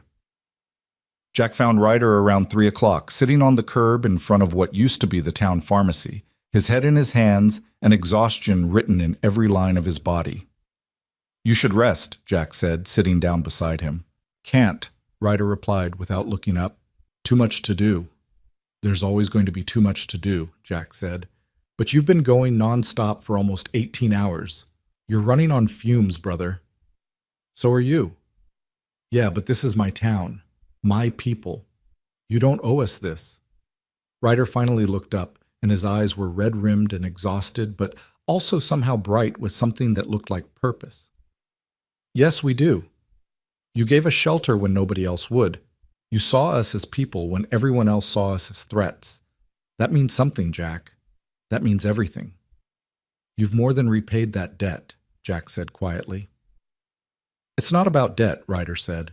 "It's about honor. It's about remembering who we used to be before the world told us we were worthless. You reminded us, Jack. Last night when you opened that door, you reminded 15 broken men that they still had value, that they still had something to offer. Do you have any idea what that means to someone who's been told for years that they're trash?" Jack didn't know what to say to that, so he just sat there in companionable silence, 2 veterans watching their respective families work to rebuild something that had been broken. "The media is going to make this a big story," Jack said eventually. "I know. Could bring a lot of attention to the club. Not all of it good." "I know that too," Ryder sighed. "But if it changes even one person's mind, if it makes even one scared parent look past the patches and see the people, then it's worth it." Movement caught Jack's attention. A group of townspeople were gathering in the street, maybe 40 or 50 of them. Many that Jack recognized from the crowd that had protested the bikers' presence just 14 hours ago. His stomach tightened. This could go bad quickly if the mood turned ugly. But then Charlie Preston stepped forward from the group, and Jack saw that the hardware store owner was carrying something, a handmade sign, rough but readable, painted on a piece of plywood salvaged from his destroyed store. Charlie held it up high enough for everyone to see. The words were simple but powerful. "Thank you, Hells Angels. We're sorry we judged you." One by one, other townspeople held up their own signs, hastily made but heartfelt. "You saved our town, veterans, brothers, heroes. We were wrong. Forgive us." The bikers stopped working, turning to look at this impromptu gathering. Jack saw Tommy's face crumple, saw the kid turn away quickly to hide tears, saw Brick, massive, intimidating Brick, remove his sunglasses and wipe his eyes with the back of his hand. Saw Carlos stand there with his mouth open, clearly not believing what he was seeing. Then Mrs. Henderson stepped forward from the crowd. The 73-year-old widow who'd run away in fear just yesterday moved with purpose toward where the bikers stood. She approached Ryder, looked up at this big, bearded, leather-clad man, and did something that made Jack's vision blur. She hugged him. "I'm sorry," she said, her voice carrying in the sudden silence. "I'm so sorry I was cruel. I'm sorry I called you names. I'm sorry I judged you without knowing you. You saved my life today. You saved all our lives. And I want you to know that Millbrook will never forget what you did for us." Ryder stood frozen for a moment, clearly not knowing how to respond. Then his arms came up slowly, and he returned the hug, this huge biker embracing a tiny elderly woman with the gentleness of someone holding something precious and fragile. "It's okay," Ryder said, his voice rough. "It's okay, ma'am. We understand." But Mrs. Henderson wasn't done. She pulled back and turned to the crowd. "All of you," she called out, "come here. Show these men that we're better than our fear." And they came. Charlie Preston first, shaking hands with every biker he could reach, apologizing over and over. James Henderson next, his mother beside him. Then more. The pastor, despite his injuries. Sarah Williams with tears streaming down her face. Teenagers who'd watched from windows. Children who'd been scared. Elderly residents who'd locked their doors. The townspeople of Millbrook came forward one by one and in groups, offering handshakes and hugs and apologies and thanks. They came despite their earlier fear, despite their prejudices, despite everything they'd believed about what the Hells Angels represented. They came because actions had spoken louder than words, because courage had overcome fear, because 15 men had shown them what honor really looked like. Jack stood apart from the crowd, Ella beside him, and watched something remarkable happen. He watched walls come down, watched barriers dissolve, watched human connection bridge a gap that had seemed unbridgeable just hours before. "Dad?" Ella tugged on his hand. "Why is everyone crying?" "Because sometimes," Jack said, his own eyes burning, "when people realize they've been wrong about something important, it hurts. But it's a good hurt. It's the hurt of becoming better than you were." Deputy Sanders approached them, his young face serious. "Mr. Hale, there's something you should see." He led them to the makeshift command post where Sheriff Morrison was standing with a tablet in his hands. On the screen was a news website, and the headline made Jack's breath catch. "Hells Angels Save Pennsylvania Town After Tornado." Below it was Jennifer Chase's report, already posted and apparently going viral. The video showed everything: the bikers working, the rescues, Jack's interview. But the centerpiece was footage of Mrs. Henderson's apology and what had followed, the whole town coming together to thank the men they'd feared. "It's everywhere," Morrison said quietly. CNN picked it up, Fox News, MSNBC. It's trending on every social media platform. The whole country's watching Millbrook right now. "Is that good or bad?" Jack asked. "I'm not sure yet," Morrison admitted. "But I think it's important. I think people need to see this. Need to see that courage and compassion can come from unexpected places. That honor isn't about what you wear or what people think of you. It's about what you do when it matters most." Jack realized the sheriff was quoting him, using the words from his interview. He felt his face heat with embarrassment. "I didn't mean to become the spokesperson for—" "Too late," Morrison interrupted with a slight smile. "You made a choice last night that's going to be talked about for a long time. Might as well own it." As the sun began to set on Millbrook's longest day, Jack found himself standing once again in the bay door opening of his shop. The building had held through the tornado, though it would need significant repairs. His livelihood was damaged, but not destroyed. His town was battered, but not broken. And his choice to open a door during a storm had somehow managed to open hearts and minds in ways he never could have predicted. Ryder approached, his crew gathering behind him. "We should probably head out soon," he said, "before we overstay our welcome." "You could never do that," Jack replied. "Stay as long as you need. The shop's still standing. You're still welcome." "We appreciate it, brother. But we've got people worried about us, families who've been trying to reach us since the storm hit. Once the cell service comes back up, we need to let them know we're okay." Ryder glanced back at his crew. "Plus, I think we've done what we came to do. We helped. We made a difference. That's enough." "It's more than enough," Jack said. You changed this town today, changed the people in it. That's not a small thing." "We didn't change them," Ryder corrected. "You did. By opening your door, by showing them that fear doesn't have to win. We just helped them see what you'd already proven." Ella emerged from the shop carrying something wrapped in newspaper. She walked up to Ryder with the same determination she'd shown the night before when bringing blankets to strangers. "Mr. Ryder," she said, "I made something for you." She handed him the newspaper-wrapped package. Ryder unwrapped it carefully and found a drawing, crayon and marker on printer paper, the kind of art that only a 10-year-old could produce, but that carried more emotional weight than any professional piece could manage. The drawing showed 15 motorcycles arranged in a circle around a building. Standing in the center was a stick figure of a little girl and a taller figure that was clearly meant to be Jack. And surrounding them all, drawn with careful detail, were angels. Not the cherubim kind, but leather-clad figures with wings sprouting from their backs and halos above their heads. At the bottom, in Ella's careful handwriting, were the words, "Thank you for being angels. Love, Ella." Ryder stared at the drawing for a long moment, his jaw working as he fought for composure.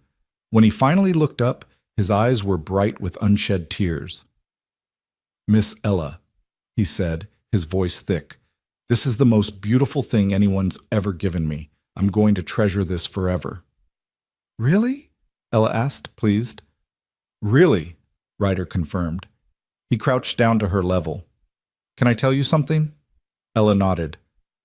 "Before we came to your town, I'd forgotten what it felt like to be treated like I mattered, like I was more than my mistakes, more than the worst things I'd ever done. Your dad reminded me that I'm still human, still capable of good things, and you reminded me why that matters. So thank you, little one. Thank you for seeing angels instead of devils." He handed her something from his pocket, a patch from his vest, one of the many decorative ones that told the story of his years with the club. It showed a motorcycle with wings, and underneath were the words, "Forever Two Wheels." "This is for you," Ryder said, "to remember that people aren't always what they seem, that courage means looking past the surface, and that sometimes the best people come in unexpected packages." Ella took the patch like it was made of gold, her face glowing with joy.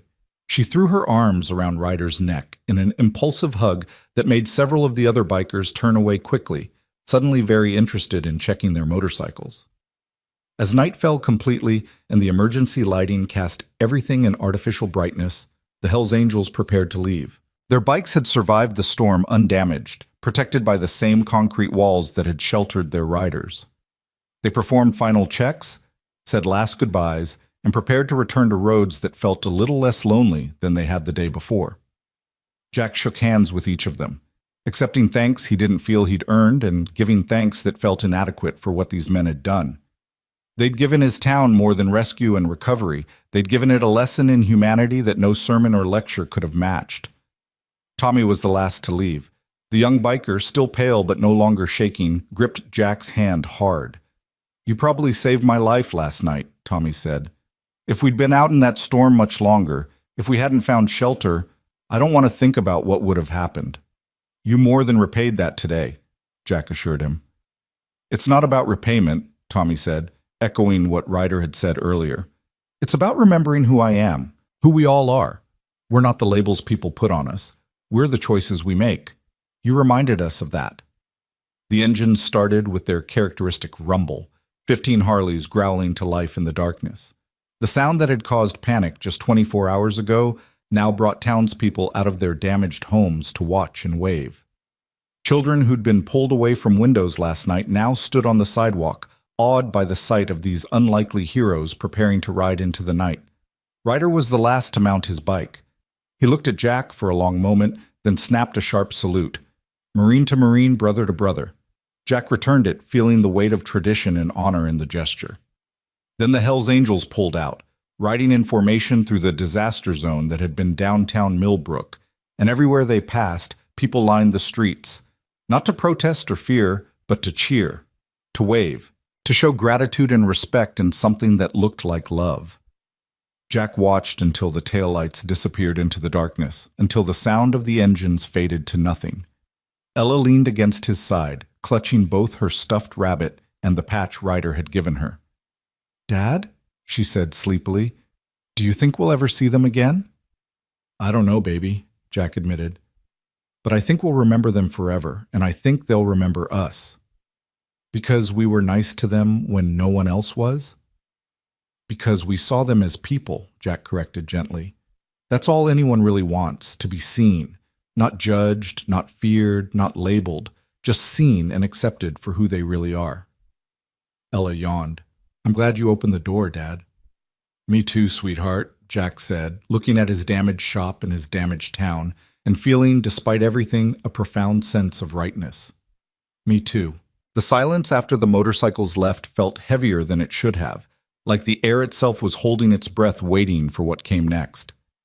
Jack stood in the ruins of his bay door, opening for a long time after the last taillight disappeared, one arm around Ella's shoulders, feeling the exhaustion of the last 24 hours settling into his bones like concrete. The town around them hummed with the subdued activity of people too tired to do much but too wired to sleep. Emergency generators powering temporary lights, distant voices calling to each other in the darkness, the occasional vehicle navigating carefully through debris-strewn streets. "Come on, baby," Jack said finally, steering Ella back inside. "Let's see if we can make somewhere comfortable to sleep tonight." The shop's interior looked like a war zone, tracked mud and water everywhere, borrowed clothes scattered where the bikers had changed, empty coffee cups and soup cans littering every surface. But it was still standing, still structurally sound, and right now that felt like a miracle Jack didn't have the energy to fully appreciate. He made up a bed for Ella on the office couch using the blankets the bikers had returned before leaving, carefully folded, a small gesture of respect that had touched Jack more than he wanted to admit. She was asleep before he finished tucking her in, one hand clutching Mr. Whiskers, the other holding Ryder's patch like a talisman against bad dreams. Jack should have slept too. God knew he needed it. But his mind wouldn't stop replaying the last day in vivid detail. The decision to open the door, the tornado, the rescue at the church, the moment when Mrs. Henderson had hugged Ryder and broken something open in the town's collective heart. He kept thinking about the drawing Ella had made, about grown men crying over a child's crayon artwork, about what it meant that 15 people society had written off as dangerous had proven to be exactly the opposite. His phone buzzed suddenly, startling him. Cell service was back, apparently, at least intermittently.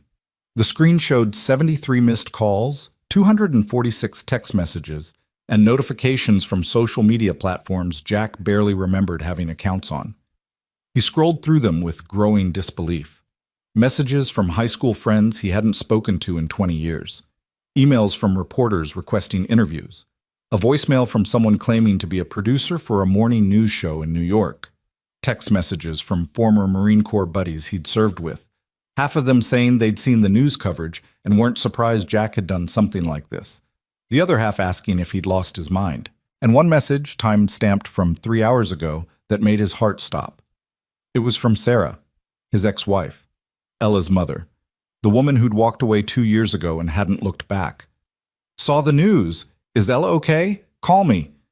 Jack stared at that message for a long time, feeling a complicated tangle of emotions he didn't have names for. Anger that she only reached out when the situation was dramatic enough to make national news. Relief that she'd reached out at all. Bitterness that concern for their daughter took a tornado to activate. Hope that maybe, just maybe, this meant something was changing. He didn't call. Couldn't, not right now with his emotions too raw and his exhaustion too complete. Instead, he sent back a simple text. "Ella's fine. We're both fine. Storm missed us. Shop damaged but repairable. Don't worry." He turned his phone off before she could respond, before this could turn into the kind of conversation that would keep him up all night and leave him feeling hollowed out. There would be time for that later. Right now, he needed to focus on what was in front of him, the immediate problems of shelter and safety and figuring out how to rebuild. Sleep finally claimed him around 2 a.m, sitting in his desk chair with his head on his arms. It wasn't comfortable, and his back would hate him for it in the morning, but it was sleep, and that was enough. He woke to the sound of voices outside and pale morning light filtering through the gaps in his destroyed bay doors. For a moment, Jack couldn't remember where he was or why his back hurt so badly. Then it all came rushing back, the storm, the bikers, the rescue, everything. He groaned and sat up, his spine cracking in protest, and checked his watch. 7:30. He'd managed maybe 5 hours of broken sleep. The voices outside were getting louder, and now Jack could hear vehicles, multiple vehicles, heavy ones by the sound of it. He stumbled to the opening and looked out to find Main Street transformed overnight into something that looked like a combination construction site and military staging area. National Guard trucks were parked at regular intervals, soldiers in ACU patterns directing traffic and coordinating with local authorities. A mobile command center had been set up in the parking lot of what used to be the pharmacy. News vans with satellite dishes were clustered at the far end of the street, reporters doing stand-ups with the destruction as their backdrop. And everywhere, absolutely everywhere, people were working. The debris that had blocked the street yesterday was being loaded into dump trucks. Tarps were going up over damaged roofs. Construction crews with heavy equipment were clearing the most dangerous wreckage. FEMA representatives with clipboards were doing damage assessments. Red Cross volunteers were distributing water and food from a tent that hadn't been there when Jack fell asleep. "Mr. Hale," a voice made him turn. A young National Guard specialist stood at attention, looking uncertain. "Sir, Major Reynolds sent me to find you. He'd like to speak with you when you have a moment." "Give me 5 minutes," Jack said, suddenly very aware that he probably looked like hell, unshaven, covered in yesterday's dirt, wearing clothes he'd slept in. "Let me check on my daughter." Ella was still sleeping, curled into a tight ball with her stuffed rabbit. Jack didn't wake her. She'd earned the rest, earned whatever peace she could find after the chaos of yesterday. He quickly washed his face in the bathroom sink, changed into slightly less dirty clothes, and headed out to find whoever Major Reynolds was. The Major turned out to be a woman in her mid-40s with steel gray hair pulled back in a tight bun, and the kind of posture that screamed career military. She was standing outside the mobile command center with Sheriff Morrison, both of them studying a large map spread across the hood of a Humvee. "Mr. Hale," Morrison said when he spotted Jack. "Major Reynolds, this is the man I was telling you about." Reynolds extended her hand with a firm grip. "Staff Sergeant Hale, it's an honor. I've heard a lot about what happened here yesterday. Your actions were exemplary." "Just did what needed doing, ma'am," Jack replied, falling into the respectful formality that came automatically with military brass. "That's exactly the kind of attitude we need more of," Reynolds said. She gestured to the map. "We're coordinating the recovery effort. FEMA's already approved emergency funding. Army Corps of Engineers will be here this afternoon to assess infrastructure damage. But I wanted to talk to you specifically about something else." She pulled out a tablet and brought up a video, the news coverage from yesterday, Jack realized, showing the bikers working alongside townspeople, showing the rescue at the church, showing the emotional scene when Mrs. Henderson had apologized. "This," Reynolds said, "has created what we in crisis management call an opportunity. The story of what happened here has resonated nationally. People want to help. We've had offers pouring in, monetary donations, volunteer labor, supplies. But they're not just coming to help Millbrook. They're coming because of what you did, because of what those bikers did." "I don't understand what that has to do with me," Jack said slowly. "The governor's office has been in touch," Morrison interjected. "They want to make this a model recovery, showcase how a community can come together across differences, how veterans can lead the way in crisis response. They're talking about special recognition for you and the motorcycle club, possibly even a commendation ceremony." Jack felt his stomach tighten. "That's not necessary. We didn't do any of this for recognition." "I know that," Reynolds said. "That's exactly why it matters. But here's the reality, Mr. Hale. Whether you want it or not, you've become a symbol. A veteran who chose compassion over fear, who led by example, who reminded people that service doesn't end when you take off the uniform. That's powerful. And right now, this town needs that power to rebuild." "What exactly are you asking me to do?" Jack asked carefully. "Be the liaison between the town and the recovery effort," Reynolds explained. "You know these people, you understand military structure and protocol, and you've proven you can make tough calls under pressure. Work with me to coordinate resources, help identify priorities, make sure the people who need help most get it first. It's temporary, a few weeks at most, and it's voluntary. But you'd be compensated, and it would free you up to focus on this instead of trying to keep your business running while everything else is chaos." Jack looked at Morrison, who nodded. "It's a good offer, Jack. And honestly, we need someone the townspeople trust. After yesterday, that's you."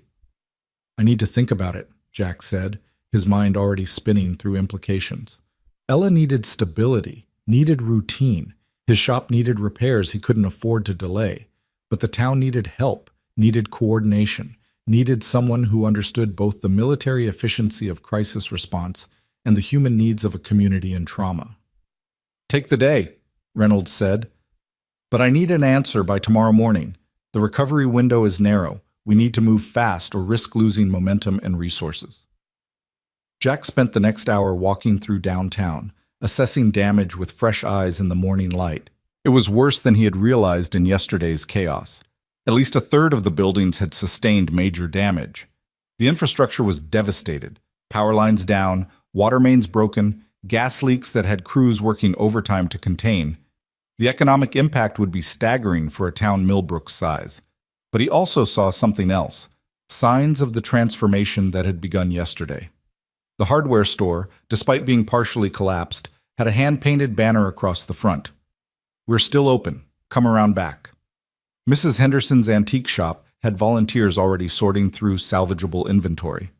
The Presbyterian Church, despite the destroyed sanctuary, had set up a community meal service under a tent in the parking lot. And everywhere, people who would have walked past each other without speaking just 2 days ago were working together. The country club set alongside working-class families, old-timers who'd lived in Millbrook for generations alongside newcomers who'd moved in within the last year. The crisis had cracked something open in the town's social structure, and people were tentatively reaching through that crack toward connection. "Jack!" Charlie Preston waved from where he was supervising the salvage of his inventory. The big man looked like he'd aged a decade, but there was purpose in his movements that hadn't been there before the storm. "Got a minute?" Jack detoured over, stepping carefully through the rubble. "How's it looking, Charlie?" "Bad," Charlie admitted. "Insurance will cover some of it, but I'm going to take a major hit. Might be 6 months before I can reopen properly." He paused, swallowing hard. "But I'm alive. My wife's alive. And I've been thinking a lot about yesterday, about how I treated those bikers, about the things I said about you for helping them." "Charlie, you don't have to—" "Yeah, I do," Charlie interrupted. "I was wrong, Jack. Not just a little wrong, completely, fundamentally wrong. I saw the leather and the patches and the reputation, and I decided I knew everything I needed to know. And then they saved Emma Williams's life. They saved Pastor Williams. They worked harder than anyone to help this town, and I'd called them criminals to their faces." "They understood," Jack said. "They're used to that reaction." "That's the problem, though, isn't it?" Charlie's voice carried an edge of self-directed anger. "They're used to being judged and rejected and treated like threats. And that's wrong. That's on us, on people like me who decided it was easier to fear than to understand." He looked at Jack directly. "I want to do better. I want to be better. But I don't know how." "You start by remembering yesterday," Jack said simply. "Remember how you felt when you realized you'd been wrong. Remember that feeling the next time you're tempted to judge someone based on appearances, and then you make a different choice." Charlie nodded slowly. "You make it sound simple." "It is simple," Jack replied. "Not easy, but simple. Every interaction is a choice, fear or compassion, judgment or understanding. You just have to decide which kind of person you want to be." Movement at the end of the street caught their attention. A convoy of vehicles was arriving, not military or emergency services, but civilian trucks and vans, at least a dozen of them. They pulled into the cleared parking area, and people began emerging with an organized purposefulness that suggested this wasn't a random group of volunteers. Jack felt his breath catch as he recognized the figure leading them. Ryder Jones, looking tired but determined, wearing his leather cut over a clean t-shirt. Behind him came the rest of the Hells Angels from yesterday, and behind them came more, at least 30 additional bikers, maybe more, some wearing matching cuts and others in civilian clothes, but all moving with the same sense of mission. "We came back," Ryder called out when he spotted Jack. His voice carried across the street, making heads turn. "Couldn't stay away. Figured you might need some help with the heavy lifting." Jack walked toward him in a daze, aware of the townspeople gathering, aware of cameras suddenly pointing in their direction, aware that this moment was going to be significant in ways he couldn't fully predict. "You didn't have to come back," Jack said when he reached Ryder. "Yeah, we did," Ryder replied. "Called in favors from other chapters. Hells Angels from Pittsburgh, Cleveland, Philadelphia. Called some other clubs, too. Brothers who understand what it means to be judged by patches instead of actions. Word got out about what happened here, about how this town overcame their fear and showed us respect. That matters, Jack. That matters to a lot of people who've been told they don't matter. Tommy stepped forward from the group, looking healthier than he had yesterday, his young face split by a wide grin. Plus, we brought supplies, building materials, tools, generators, food, water, everything we could gather in 12 hours. Clubs all over the Northeast contributed. We've got enough to make a real difference. Brick emerged from one of the trucks carrying a massive toolbox like it weighed nothing. Where do you need us, Jack? Jack looked at these men who'd come back, who'd brought reinforcements, who'd somehow managed to organize a major relief effort overnight. He looked at the townspeople watching with expressions ranging from amazement to gratitude to lingering uncertainty. He looked at Major Reynolds, who'd appeared from the command center with an expression that suggested she was rapidly recalculating her assessment of the situation. Everywhere, Jack said finally. We need help everywhere. What followed was organized chaos that somehow managed to be more organized than chaotic. Reynolds, after a brief consultation with her staff in Morrison, officially incorporated the motorcycle clubs into the recovery effort. The bikers were divided into work crews based on skills: construction, electrical, plumbing, general labor. They coordinated with National Guard units, with local contractors, with volunteer groups that were arriving from surrounding communities. And they worked with an intensity that left everyone else scrambling to keep up. These were men who'd spent yesterday proving they had value. Today, they were reinforcing that proof with every nail hammered, every board lifted, every hour of backbreaking labor freely given. They weren't trying to change minds anymore. They were simply being who they'd always been beneath the patches and the prejudice. Good men doing good work.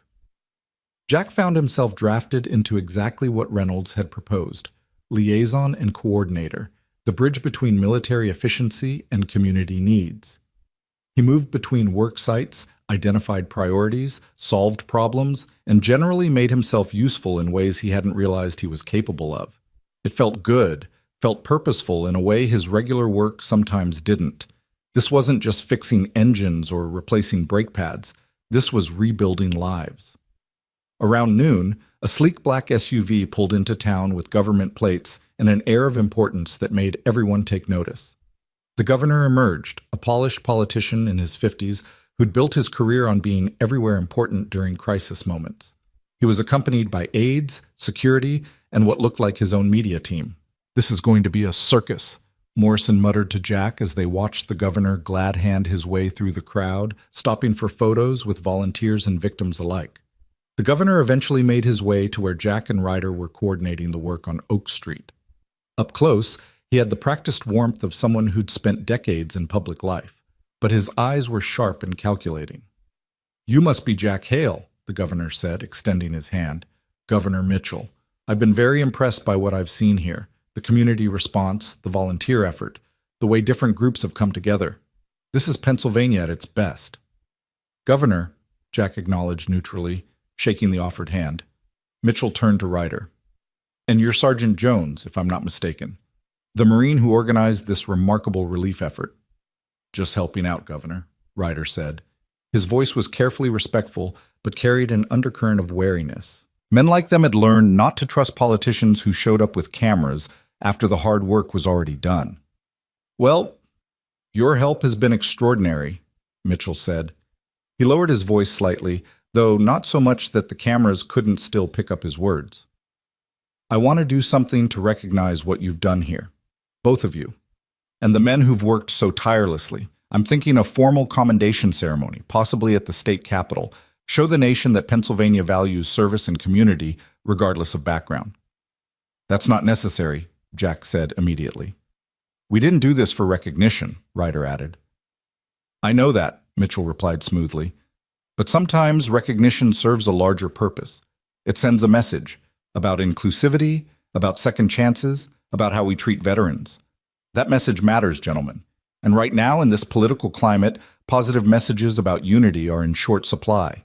Jack exchanged a glance with Ryder, seeing his own skepticism reflected back. This wasn't about them or the town. It was about optics, about a politician seizing an opportunity to look good during an election year. "We'll think about it," Jack said, "because refusing outright would create more problems than it solved." "That's all I ask," Mitchell said. He turned to his aide. "Make sure we get photos with both of them, and some of the volunteers. I want to emphasize the bipartisan, cross-community aspect of this response. As the governor moved away to continue his tour, Ryder let out a long breath.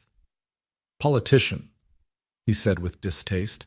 "Same in every state, every era.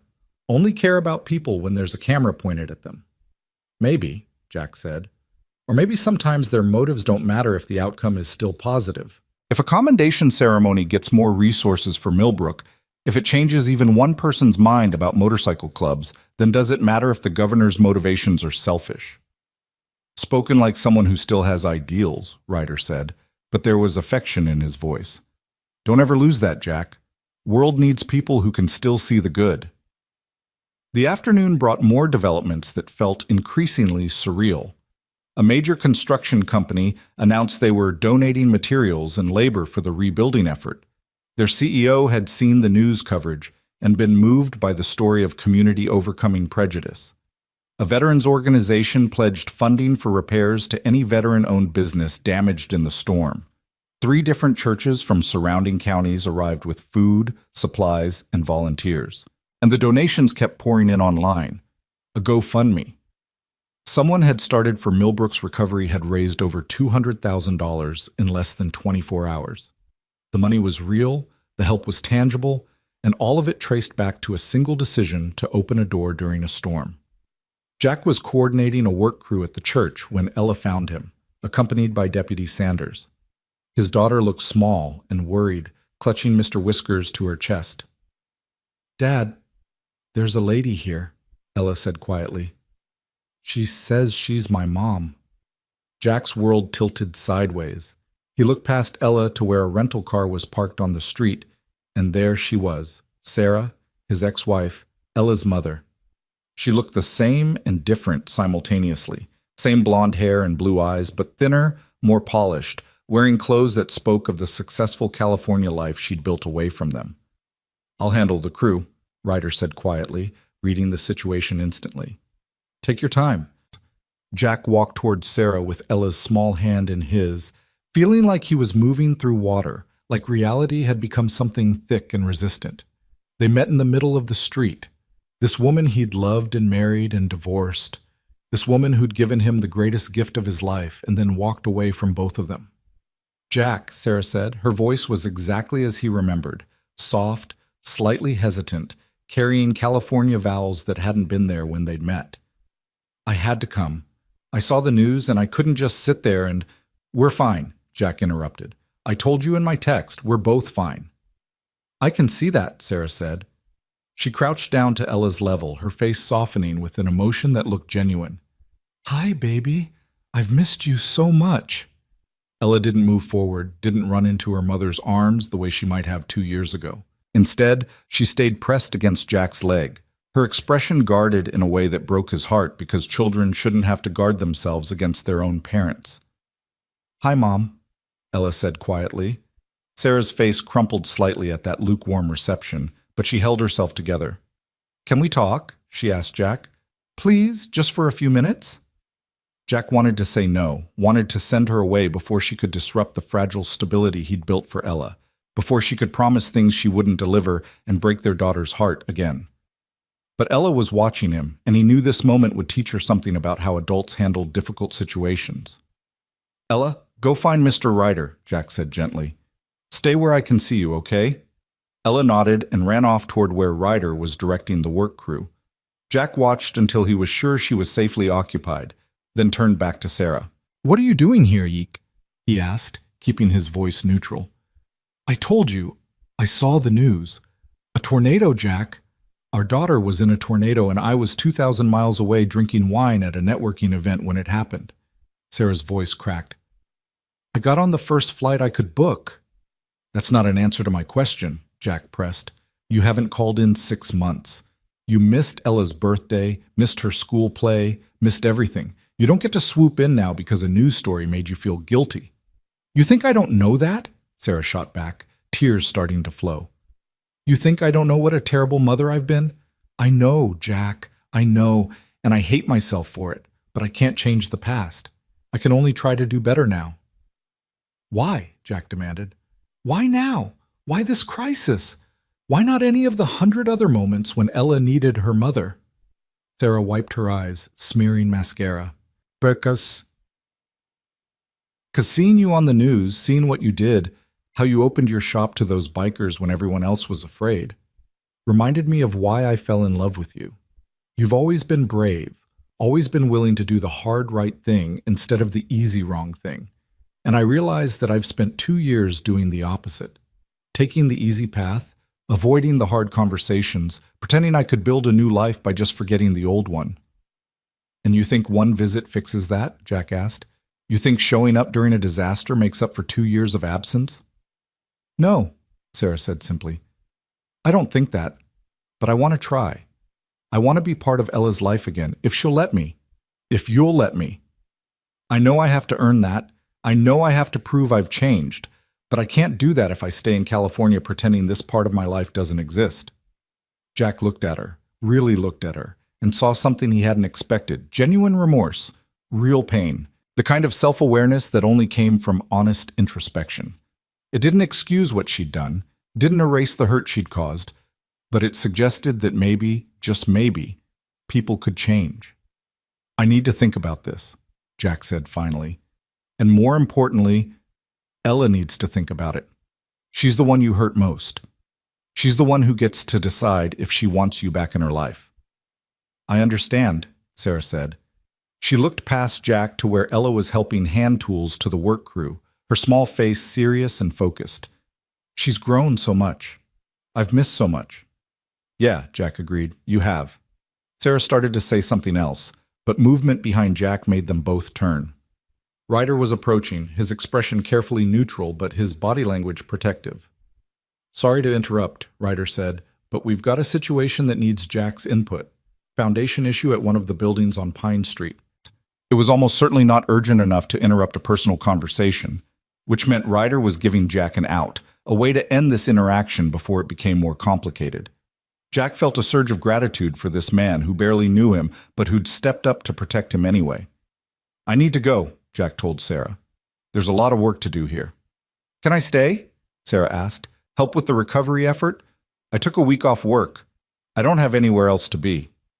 Jack wanted to say no, wanted to protect Ella from the possibility of further disappointment, but he thought about what he'd told Charlie Preston earlier, about making choices between fear and compassion, about deciding what kind of person you wanted to be. Fine, he said. You can stay. But you're here as a volunteer, not as Ella's mother. You haven't earned that title back yet. You're just Sarah, another pair of hands helping. If Ella decides she wants to talk to you, that's her choice. If she doesn't, you respect that. Clear? Clear, Sarah agreed quickly. Thank you, Jack. I won't let you down. Don't tell me, Jack said. Show me. Show Ella. Words don't mean much after 2 years of silence. He walked away with Ryder, leaving Sarah standing in the street surrounded by the destruction and the recovery. Part of him wondered if he'd made a mistake, if he'd just opened another door without knowing what might come through it. But the larger part, the part that had learned something important over the last 2 days, recognized that courage meant accepting uncertainty, meant giving people the chance to surprise you. Ex-wife? Ryder asked as they walked. Yeah, Jack confirmed. Left 2 years ago. This is the first time she's been back. That's complicated, Ryder observed. Everything's complicated, Jack replied. I'm just trying to make the best choices I can with incomplete information. Brother, Ryder said with a slight smile, that's the definition of life. None of us ever have all the information. We just do the best we can and hope it works out. The foundation issue on Pine Street turned out to be real. A house that looked intact on the outside, but had significant structural damage that made it unsafe for habitation. Jack helped coordinate the evacuation of the family living there, arranged for emergency shelter, and added the building to the growing list of structures that needed immediate professional attention. By the time he finished, it was late afternoon and his body was reminding him that he'd had about 5 hours of sleep in the last 48 hours. He was contemplating whether he could sneak away for a quick nap, when Morrison found him with news that made sleep seem even less likely. Jack, we've got media requests piling up, the sheriff said. Major networks want interviews. You, Ryder, some of the townspeople. The governor's office is pushing for that commendation ceremony. And there's a documentary crew asking permission to film the recovery effort with you and the bikers as the central story. No, Jack said immediately. Absolutely not. I'm not interested in being anyone's story. I figured you'd say that, Morrison replied. But here's the thing. This attention is bringing in resources we desperately need. That construction company that donated materials, they saw the evening news, the veterans organization that pledged funding. They saw the morning shows. Like it or not, your story is helping Millbrook recover faster than we could have managed on our own. So what are you saying? Jack asked. That I have an obligation to be a public figure now? I'm saying you have a choice to make, Morrison said carefully. You can refuse all the interview requests, turn down the commendation ceremony, go back to being a private citizen. That's your right, and nobody would blame you for it. But if you do that, we lose momentum. The news cycle moves on, the donations slow down, and Millbrook's recovery takes longer and costs more. That's not fair, Jack protested. No, Morrison agreed. It's not, but it's reality. You made a choice that turned into something bigger than anyone expected. Now you're stuck dealing with the consequences, good and bad. Jack looked around at the town he'd lived in for most of his life, at the destruction that would take months to fully repair, at the people who were depending on resources that seemed to flow most readily when cameras were pointed in their direction. He thought about Ella, about the kind of example he was setting, about what it meant to see something through once you'd started it. One interview, he said finally. One commendation ceremony if it's quick and doesn't turn into a political circus. But I'm not becoming the poster boy for anything. And Ryder and his crew get equal billing. This story doesn't work if it's just about me. Fair enough, Morrison said. I'll coordinate with Reynolds and the governor's office. We'll try to keep it contained. That evening, as the sun set on Millbrook's second day of recovery, Jack found himself sitting on the curb in front of his shop with Ella on one side and Ryder on the other. The street was quieter now. Work crews had broken for dinner, volunteers were settling into temporary housing, and the controlled chaos of the day had given way to exhausted stillness. Sarah sat nearby, but not too close, respecting the boundaries Jack had set. She'd spent the day working with a food distribution team, handing out meals and supplies to affected families. To her credit, she hadn't pushed for more interaction with Ella, hadn't tried to force a reunion that their daughter clearly wasn't ready for. She'd just been present, working, showing through actions instead of words. Dad?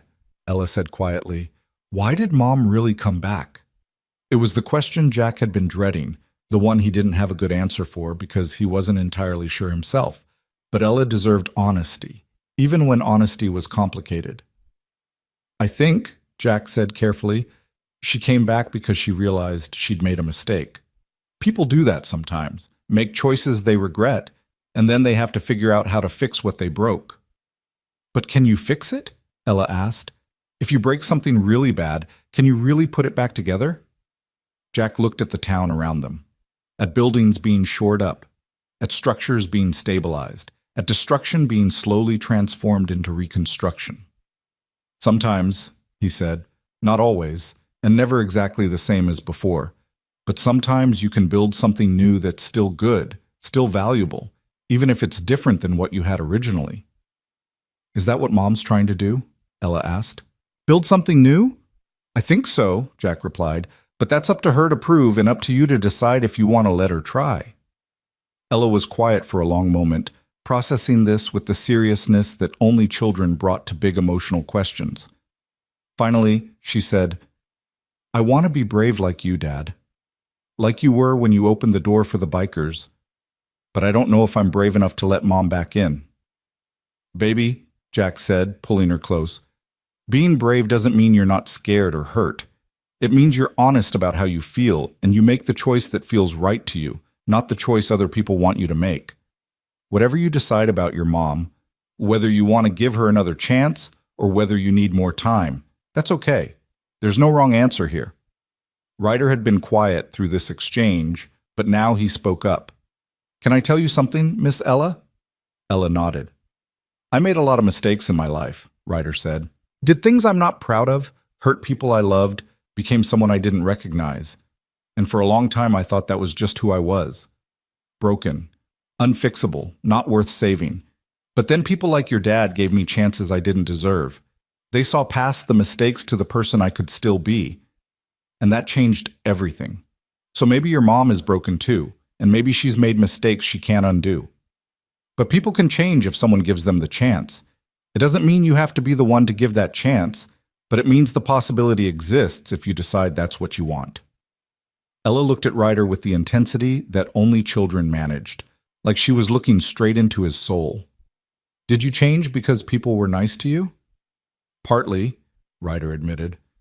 But mostly I changed because I decided I wanted to be someone different than who I'd been. The people being nice just made that decision feel possible instead of impossible. So Mom has to decide to change, Ella said, working through the logic, and then I have to decide if I believe her. That's about right, Ryder confirmed. Ella thought about this for a moment longer, then slid off the curb and walked over to where Sarah sat. Jack's heart clenched, uncertain what was about to happen. He started to stand, to intervene, but Ryder put a hand on his arm. Let her, Ryder said quietly. She needs to do this her way. Ella stood in front of her mother, small and serious and heartbreakingly brave. Did you leave because of me? She asked. Sarah's face crumpled. Oh, baby, no, never because of you. I left because I was scared and selfish and I couldn't handle how hard everything was. But that was about me being weak, not about you being anything less than perfect. Are you still scared? Ella asked. Terrified, Sarah admitted. But I'm trying to be brave now, trying to do the hard thing instead of the easy thing. Okay, Ella said. And then, in a gesture that made Jack's eyes burn, she extended her hand to her mother. Not a hug, not forgiveness, but the beginning of a possibility. You can help me bring water to the workers, but you have to actually help. You can't just pretend and then leave again. I'll help, Sarah promised, taking Ella's small hand in both of hers like it was something precious and fragile. I'll really help. They walked away together toward the volunteer station, and Jack watched them go with emotions so tangled he couldn't begin to sort them. Relief, fear, hope, anger, love, all of it mixed together into something that hurt and healed simultaneously. Your kid's got more wisdom than most adults, Ryder observed. Yeah, Jack agreed. She does. I don't know where she gets it, but I'm grateful for it. She gets it from you, Ryder said, from watching you make brave choices even when they're hard. That's what kids learn. Not from what we say, but from what we do when it matters. As night fell completely and the temporary lights flickered on across Millbrook, Jack allowed himself a moment to just sit and breathe. The town was damaged but not destroyed. His daughter was hurting but also healing. His ex-wife was back but on probationary terms. The Hells Angels had returned and brought an army of support with them. And tomorrow would bring more challenges, more media attention, more complicated decisions. But tonight, right now, in this moment, Jack Hale felt something he'd been missing for a long time. He felt like maybe, just maybe, doing the right thing actually mattered. That opening doors instead of locking them, choosing compassion instead of fear, seeing people instead of labels.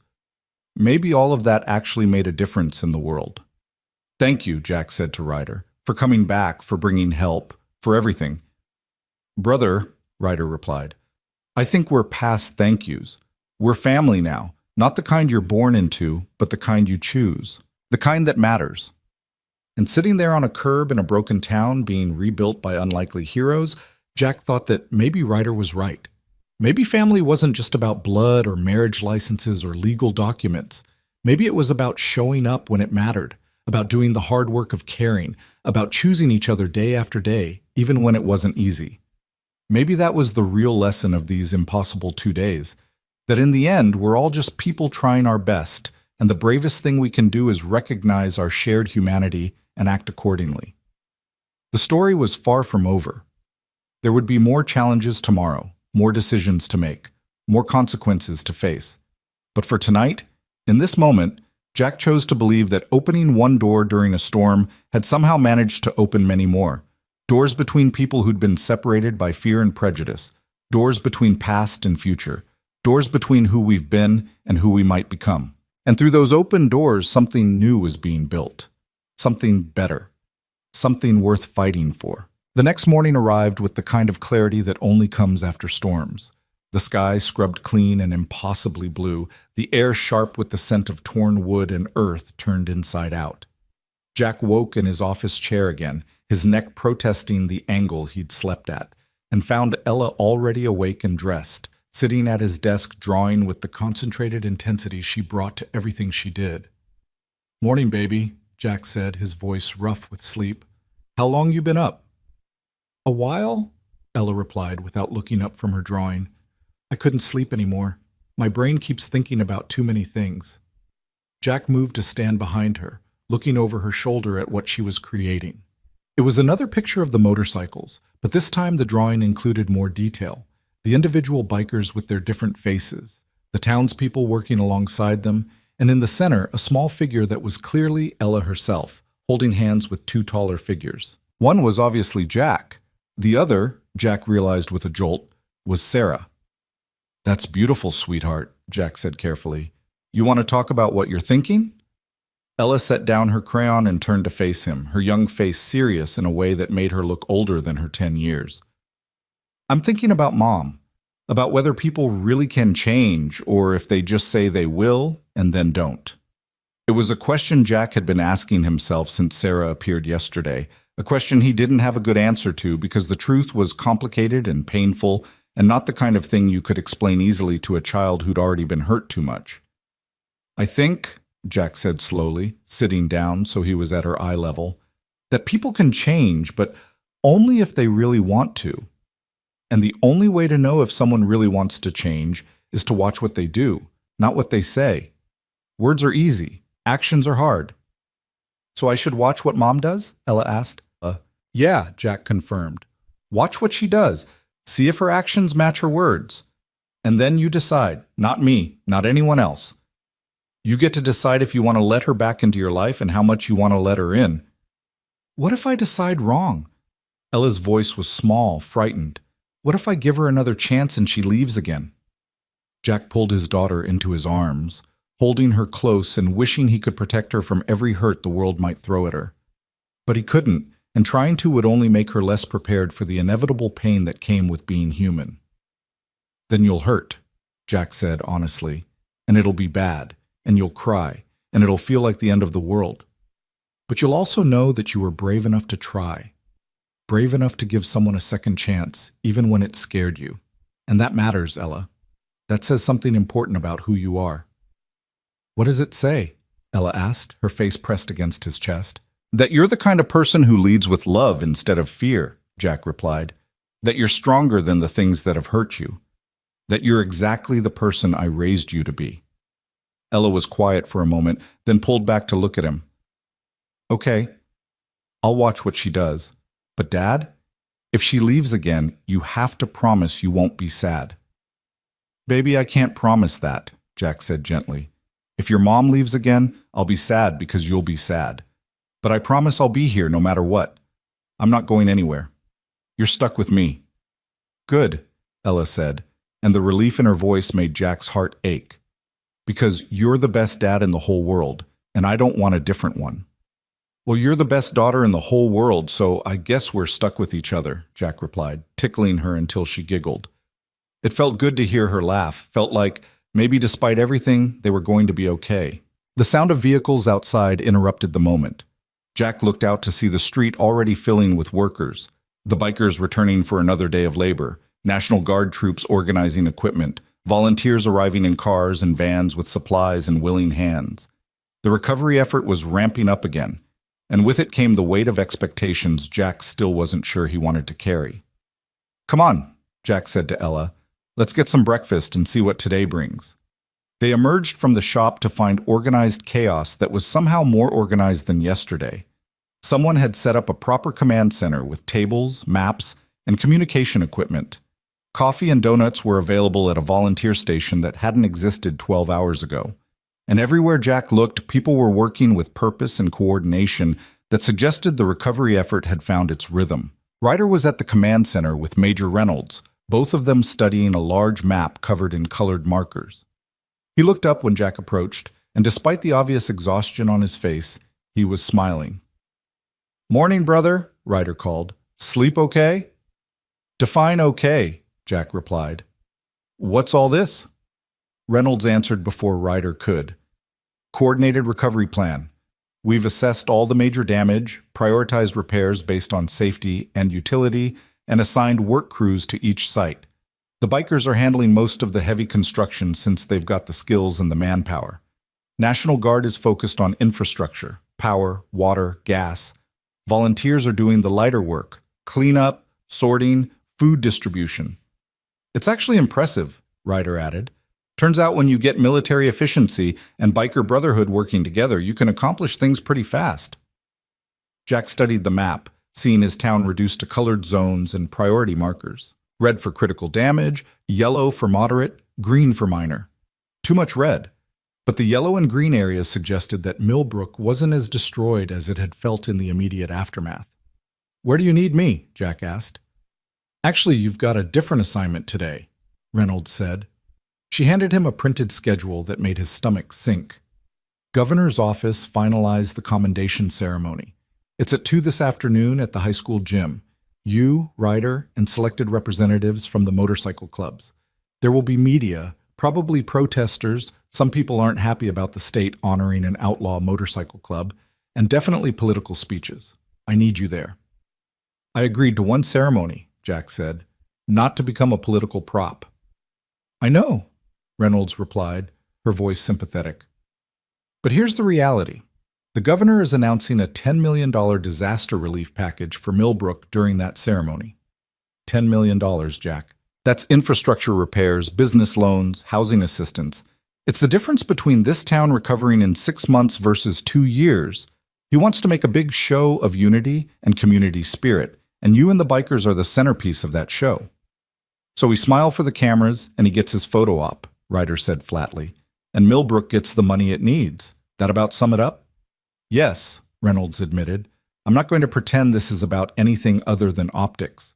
But sometimes optics serve a purpose beyond politics.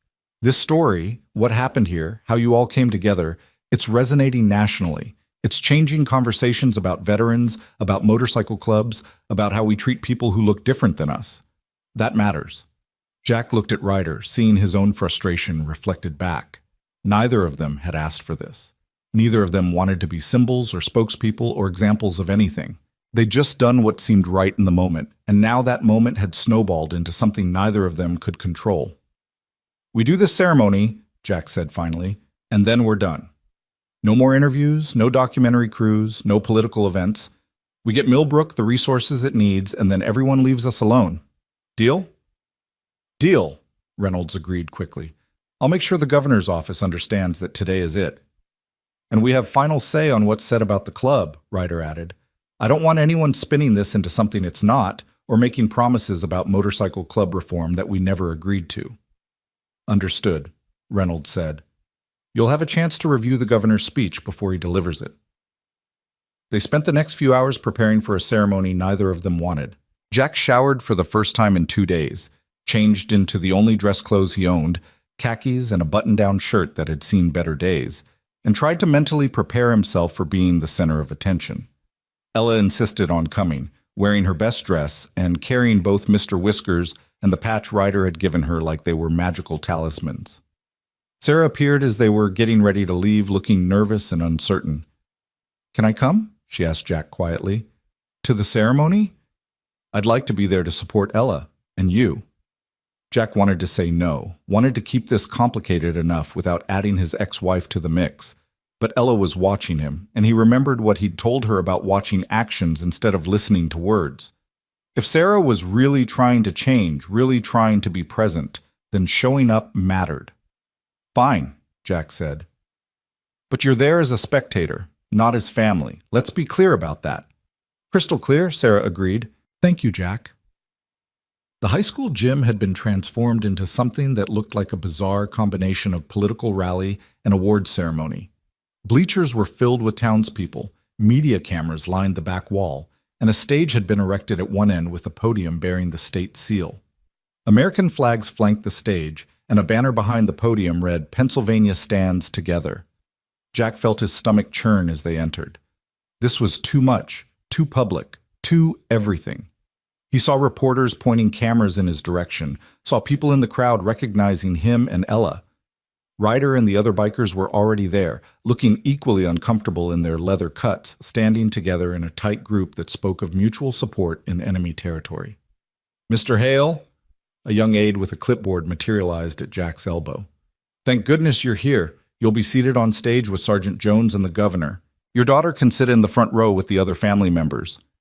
"She stays with me," Jack said firmly. "Wherever I go, she goes." The aide looked flustered. "Sir, the staging is very specific." "Then change it," Jack interrupted, "because I'm not going up there without my daughter." The aide scurried off to confer with someone more important, and Jack felt a hand on his shoulder. Ryder stood there with Tommy and Brick beside him, all three of them looking like they were heading into combat rather than a ceremony. "You ready for this circus?" Ryder asked. "Not even a little bit," Jack admitted. "Yeah, me neither," Ryder said, but we do it together, right? That's how brothers operate." "Together," Jack agreed. They were eventually ushered to the stage where chairs had been hastily rearranged to accommodate Ella. She sat between Jack and Ryder, small and serious, her eyes wide as she took in the crowd. Sarah sat in the front row where the families had been assigned, her face a mixture of pride and regret as she watched her daughter on stage. Governor Mitchell arrived with the fanfare of someone who knew how to make an entrance, surrounded by aides and security, and followed by cameras capturing his every move. He worked the room like a professional, shaking hands and taking photos, his smile never wavering even though his eyes remained calculating. When he finally took the podium, the gym fell silent. Mitchell was a practiced speaker, and his voice carried easily through the space without needing the microphone. "My fellow Pennsylvanians," he began, "we gather today in the aftermath of tragedy to celebrate the very best of what makes our Commonwealth great. 3 days ago, a catastrophic tornado struck this community. Lives were disrupted, property was destroyed, and the town of Millbrook faced its darkest hour." Jack listened to the governor paint a picture of devastation and heroism that was both accurate and somehow sanitized, the rough edges of reality smoothed into something more palatable for public consumption. He talked about community resilience and the American spirit and a dozen other phrases that sounded good but felt empty. "But in that darkness," Mitchell continued, "light emerged in the most unexpected form. When 15 members of the Hells Angels Motorcycle Club sought shelter from the storm, they were met not with fear, but with compassion. Jack Hale, a decorated Marine veteran and small business owner, made a choice that would change this town forever. He opened his door. The crowd applauded, and Jack felt his face heat with embarrassment. This was exactly what he'd been afraid of, being turned into a symbol, having a complex decision reduced to a soundbite, being held up as an example when all he'd done was what any decent person should do. Mitchell went on detailing the rescue efforts, the bikers' return with reinforcements, the way the community had come together. He made it sound inspiring and patriotic and healing, which Jack supposed it was, but it was also messy and complicated and born of fear and prejudice being confronted head-on. "Today," Mitchell said, building to his conclusion, "I'm honored to announce a $10 million disaster relief package for Millbrook. This funding will help rebuild infrastructure, support local businesses, and ensure that this community emerges stronger than before." The crowd erupted in applause, people rising to their feet, the noise overwhelming in the enclosed space. Jack saw tears on faces throughout the gym, saw relief and gratitude and hope. $10 million was real help, was the difference between survival and thriving, and whatever Jack's feelings about being used for political purposes, he couldn't deny that this result mattered. "But money alone doesn't rebuild communities," Mitchell continued once the applause died down. "It takes courage, the courage to see past our differences and prejudices, to recognize our shared humanity, to choose compassion over fear." That courage was demonstrated by Jack Hale and by Sergeant Ryder Jones, and by every person who participated in this remarkable recovery effort. Mitchell gestured for Jack and Ryder to join him at the podium. Jack stood reluctantly, keeping one hand on Ella's shoulder to keep her close. Ryder moved with the same obvious reluctance, both of them walking towards something they'd never asked for. The governor presented them each with a commendation, official-looking certificates in frames bearing the state seal and flowery language about service and leadership and community spirit. Jack accepted his with a tight smile, feeling like a fraud because nothing about what he'd done felt commendation-worthy. He'd just been trying to help people. "Jack," Mitchell said, turning to address him directly while the cameras rolled. "Would you like to say a few words?" It wasn't really a question, not with 500 people watching and cameras broadcasting who knew where.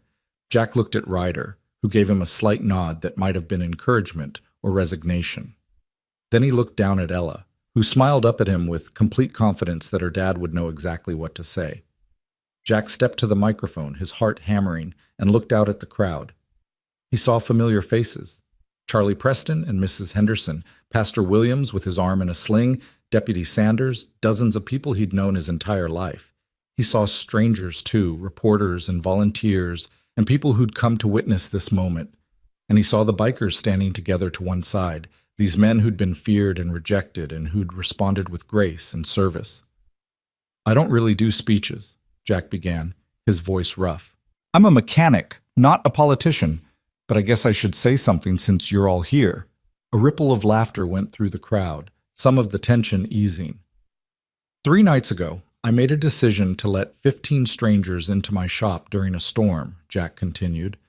"People tell me it was brave or noble or compassionate, but honestly, it just felt like the only choice I could live with. I looked at those men standing in the rain, and I saw people who needed help. Everything else, the patches, the reputation, the fear, that was just noise. And I decided a long time ago that I wouldn't let noise determine who I was or how I treated people." He paused, gathering his thoughts, aware that whatever he said next would probably be repeated and analyzed and remembered. "We live in a world that tells us to be afraid all the time, afraid of people who look different, who dress different, who live different than we do. We're told that safety comes from walls and locks and keeping strangers at arm's length. And sometimes, yeah, caution is smart. But somewhere along the way, we forgot that the greatest danger isn't the stranger at your door. It's the fear that keeps you from ever opening it." Jack saw heads nodding throughout the crowd, saw people leaning forward to hear better. "These men," he gestured to the bikers, "saved this town. Not because they owed us anything, we treated them like criminals before we knew their names. They saved us because that's who they are beneath the leather and the patches. They're veterans. They're fathers and sons and brothers. They're people who understand that service doesn't end when you take off a uniform, that honor means showing up even when you're not wanted, that brotherhood means you help because it's right, not because it's easy." Ryder was staring at the floor, but Jack could see his jaw working with emotion. Several of the other bikers were openly crying, these hard men reduced to tears by being seen and acknowledged. "Millbrook learned something important these last few days," Jack said. "We learned that we're capable of being better than our fear. We learned that courage isn't about not being scared. It's about doing the right thing even when you are scared. And we learned that the people we're taught to fear might just be the ones who save us when we need it most." He looked directly at the governor, making sure Mitchell understood this next part wasn't about him. "We don't need politicians to tell us to be better," Jack said. "We don't need ceremonies or commendations or photo opportunities. We just need to remember what we learned here, that every person deserves to be seen, that labels hide more than they reveal, and that opening a door is sometimes the bravest thing you can do." The gym erupted in applause that felt different than the polite clapping for the governor's speech. This felt real, felt earned, felt like people recognizing truth when they heard it. Jack stepped back from the microphone, done with public speaking possibly forever, and found Ella wrapping herself around his legs in a fierce hug. "That was perfect, Dad," she whispered. Ryder approached the microphone next, and the crowd quieted.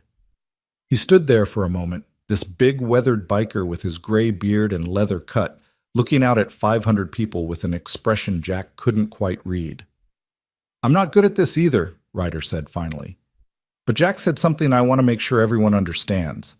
We didn't help this town to prove anything or change anyone's mind about motorcycle clubs. We help because that's what you do when people need it. That's what Marines do, what soldiers do, what decent humans do, regardless of what they wear or what label society puts on them." He paused, his hands gripping the podium edges. "For 24 years I wore a uniform and served this country," Ryder continued. "I was respected, honored, thanked for my service. Then I took off that uniform and put on this cut, and suddenly I was dangerous.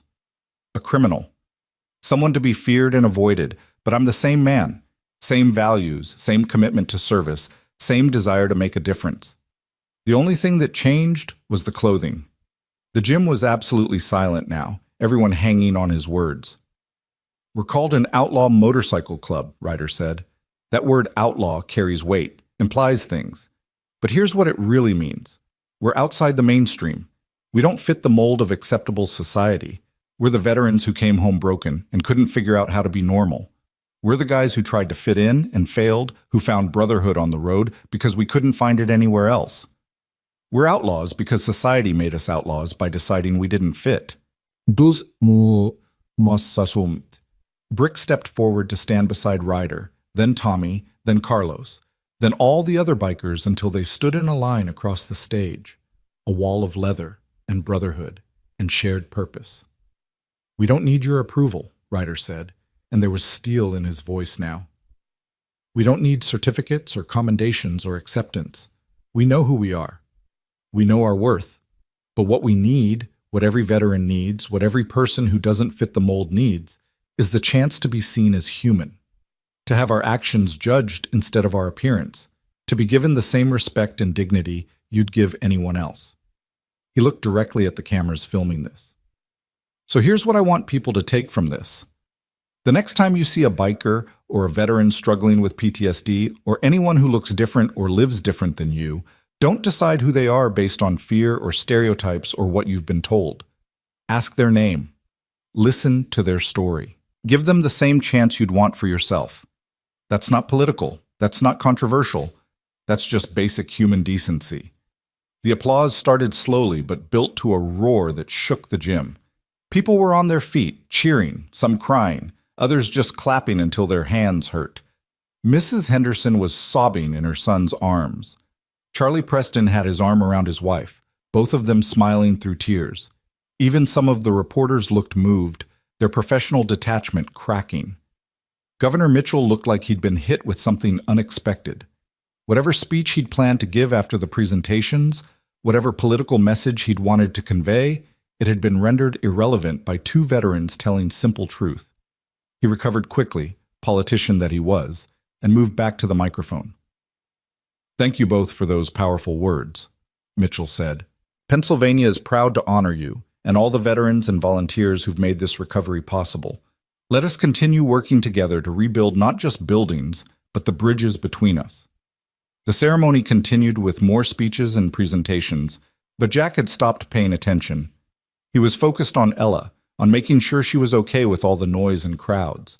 She seemed fine, actually, fascinated by everything, watching the proceedings with intense interest. When it finally ended and they were allowed to leave the stage, Jack was mobbed by well-wishers and reporters and people wanting to shake his hand. Ryder faced the same treatment, both of them trying to politely extract themselves from the crowd. It took nearly 30 minutes to make it to the exit, and by then Jack's face hurt from forcing smiles, and his hand was sore from shaking. They emerged into afternoon sunlight to find a surprise waiting. A group of maybe 20 people stood across from the school, holding signs. For a moment, Jack's heart sank, thinking these were the protesters Reynolds had mentioned. But as his eyes adjusted to the light, he read the signs and realized these weren't protesters. They were supporters. "Thank you for your service, all of it. Real heroes wear leather. Millbrook loves our bikers. Veterans supporting veterans." An older man stepped forward from the group, and Jack recognized him as Henry Crawford, a Vietnam vet who ran the VFW post, and who Jack had always respected. Henry snapped a sharp salute toward Ryder and the other bikers. "Wanted you boys to know," Henry said, his voice carrying the rasp of age and too many cigarettes, "that not everyone forgot what service means. You're welcome at the VFW anytime, any of you. Doesn't matter what you wear. If you served, you're one of ours." Ryder returned the salute, his face working with emotion. "That means more than you know, sir." "Enough with the sir," Henry said with a slight smile. "I work for a living. Name's Henry, and these are my brothers from the post. We wanted to make sure you knew you had support beyond the photo ops and politicians." More veterans emerged from the group, men and women of various ages and conflicts, all wearing VFW or American Legion caps, all approaching to shake hands and exchange the kind of recognition that only came between people who'd served. It was a moment of connection that felt more real than anything that had happened inside the gym. Sarah appeared beside Jack, Ella's hand in hers. Seeing them together, mother and daughter, sent complicated emotions through Jack's chest. Sarah had been present for the last 2 days, had worked without complaint, had shown up consistently. But 2 days didn't erase 2 years, and Jack found himself watching her interactions with Ella with the same wariness he might watch a suspicious engine part. "That was a beautiful speech," Sarah said quietly. "You've always been good at saying what needs to be said." "Yeah, well," Jack replied, not quite ready to accept compliments from her. "Someone needed to say it." "I'm glad it was you." Sarah looked at him directly. "I'm glad Ella has you as her father. You're teaching her to be brave and kind and to see people for who they really are. That's a gift I never gave her." "You could start now," Jack said, because despite everything, despite the hurt and anger and betrayal, he wanted Ella to have a mother who actually showed up. "I'm trying," Sarah said. "I know it's not enough. No, it doesn't make up for anything. But I'm trying to be here, to be present, to be the person I should have been all along." Before Jack could respond, Ella tugged on both their hands. "Can we go back to the shop? I want to draw more pictures." "Sure, baby," Jack said. "Let's go home." They walked back through town together, Jack, Ella, and Sarah, an incomplete family trying to figure out if they could become complete again. Ryder and the bikers split off to return to work sites, the ceremony already forgotten in favor of the actual labor that needed doing. The media vans began packing up, the story captured and ready to be broadcast, their interest in Millbrook already waning as new stories demanded attention. The shop was exactly as they'd left it, damaged but standing, a symbol of survival that felt appropriate. Jack unlocked the door and let Ella run inside, then turned to find Sarah hesitating on the threshold. "You can come in," Jack said. "It's not forgiveness, but it's not rejection either. It's just possibility." Sarah's eyes filled with tears. "That's more than I deserve." "Probably," Jack agreed. "But Ella deserves a chance at having a mother, and I'm willing to let you try to be that if you're serious about staying." "I'm serious," Sarah said. "I'm not going back to California. I gave notice at my job, broke my lease. I'm staying in Pennsylvania, staying close. Even if you never forgive me, even if Ella never wants a relationship with me, I'm staying. Because running away from my responsibilities didn't make them disappear. It just made me a coward." Jack studied her face, looking for signs of deception or temporary resolve that would crumble at the first difficulty. But what he saw looked genuine. Determination mixed with regret, hope tempered by realistic understanding that words meant nothing without sustained action. "Okay," Jack said finally. "You can stay. But you earn your way back into Ella's life, understand? You don't get to be mom again just because you showed up. You have to prove you're staying, prove you're reliable, prove you're the parent she deserves." "I understand," Sarah agreed immediately. "Whatever it takes, however long it takes." They went inside together, and Jack felt like he was stepping into some parallel universe where the impossible became possible. His ex-wife helping him sort through shop debris, his daughter drawing pictures at his desk, her feet swinging because they didn't quite reach the floor, his town outside being rebuilt by unlikely heroes who'd proven that courage came in unexpected packages. The afternoon stretched into evening with the comfortable rhythm of simple work. They cleared damaged inventory, swept floors, organized tools. Sarah proved surprisingly useful, asking questions about what to keep and what to discard, following Jack's instructions without complaint. Ella moved between them, helping where she could, slowly relaxing into the strange new dynamic of having both parents present. Around dinner time, a knock at the bay door opening interrupted them. Tommy stood there with a huge grin on his face and Brick behind him carrying enough food to feed an army. "Brought dinner," Tommy announced. "Figured you might be tired of canned soup and granola bars." They'd brought actual meals, burgers and fries from a restaurant in the next town over, fresh salads, cookies that were still warm. Jack hadn't realized how hungry he was until the smell hit him, his stomach reminding him that he'd barely eaten in 3 days. They spread the food out on Jack's desk, and what followed was one of the strangest dinners Jack had ever experienced. 2 bikers, his daughter, his ex-wife, and himself, sitting around eating burgers and talking about nothing important. Tommy told stories about his college classes, making Ella laugh with descriptions of his professors. Brick talked about his metalworking business, explaining how he'd learned to weld in the Navy. Sarah asked questions and listened to answers, and slowly the tension in the room transformed into something almost comfortable. "Can I ask you something?" Ella said to Tommy during a lull in conversation. "Why did you join the Hells Angels? I mean, you're in college. You could be anything." Tommy's smile faded slightly, and he exchanged a glance with Brick. "That's a complicated question, Miss Ella. You sure you want a real answer?" "I asked, didn't I?" Ella replied with the directness of children who hadn't learned yet to avoid difficult topics. "Fair enough," Tommy said. He set down his burger and thought for a moment. "I joined because I needed to belong somewhere. My dad was a Marine, died in Afghanistan when I was 8. I grew up hearing stories about him, about the brotherhood he had with his unit, about how those guys were more than friends. They were family. And I wanted that. Wanted to be part of something bigger than myself. Wanted brothers who'd have my back no matter what." "Why not join the Marines like your dad?" Ella asked. "Tried," Tommy admitted. "Medical discharge during basic. Turns out I've got asthma that manifests under stress. So there went my chance at following in my dad's footsteps. I was lost, angry, didn't know who I was supposed to be if I couldn't be a Marine. And then I met Ryder at a VA support group. He saw what I was going through and offered me a different kind of brotherhood. The club gave me purpose, gave me brothers, gave me a way to honor my dad's memory even if I couldn't serve the same way he did." Ella absorbed this with the serious consideration she brought to important things. "So the Hells Angels is like your family?" "Exactly like that," Tommy confirmed. "We look out for each other. We show up when someone needs help. We've got each other's backs. That's what family does, right?" "Right," Ella agreed. She looked at Sarah pointedly. "Real family shows up." The awkward silence that followed made it clear everyone understood the subtext. Sarah's face went pale, but to her credit, she didn't deflect or make excuses. "You're absolutely right," Sarah said quietly. "Real family shows up, and I didn't. I'm sorry for that, Ella. More sorry than I know how to say." "Then stop saying and start doing," Ella replied with devastating simplicity. Tommy coughed to cover what might have been a laugh. "Your kid doesn't pull punches, Jack." "No," Jack agreed, pride and sadness mixing in his chest. "She doesn't. Learned that the hard way." They finished dinner with lighter conversation, carefully avoiding topics that hurt too much.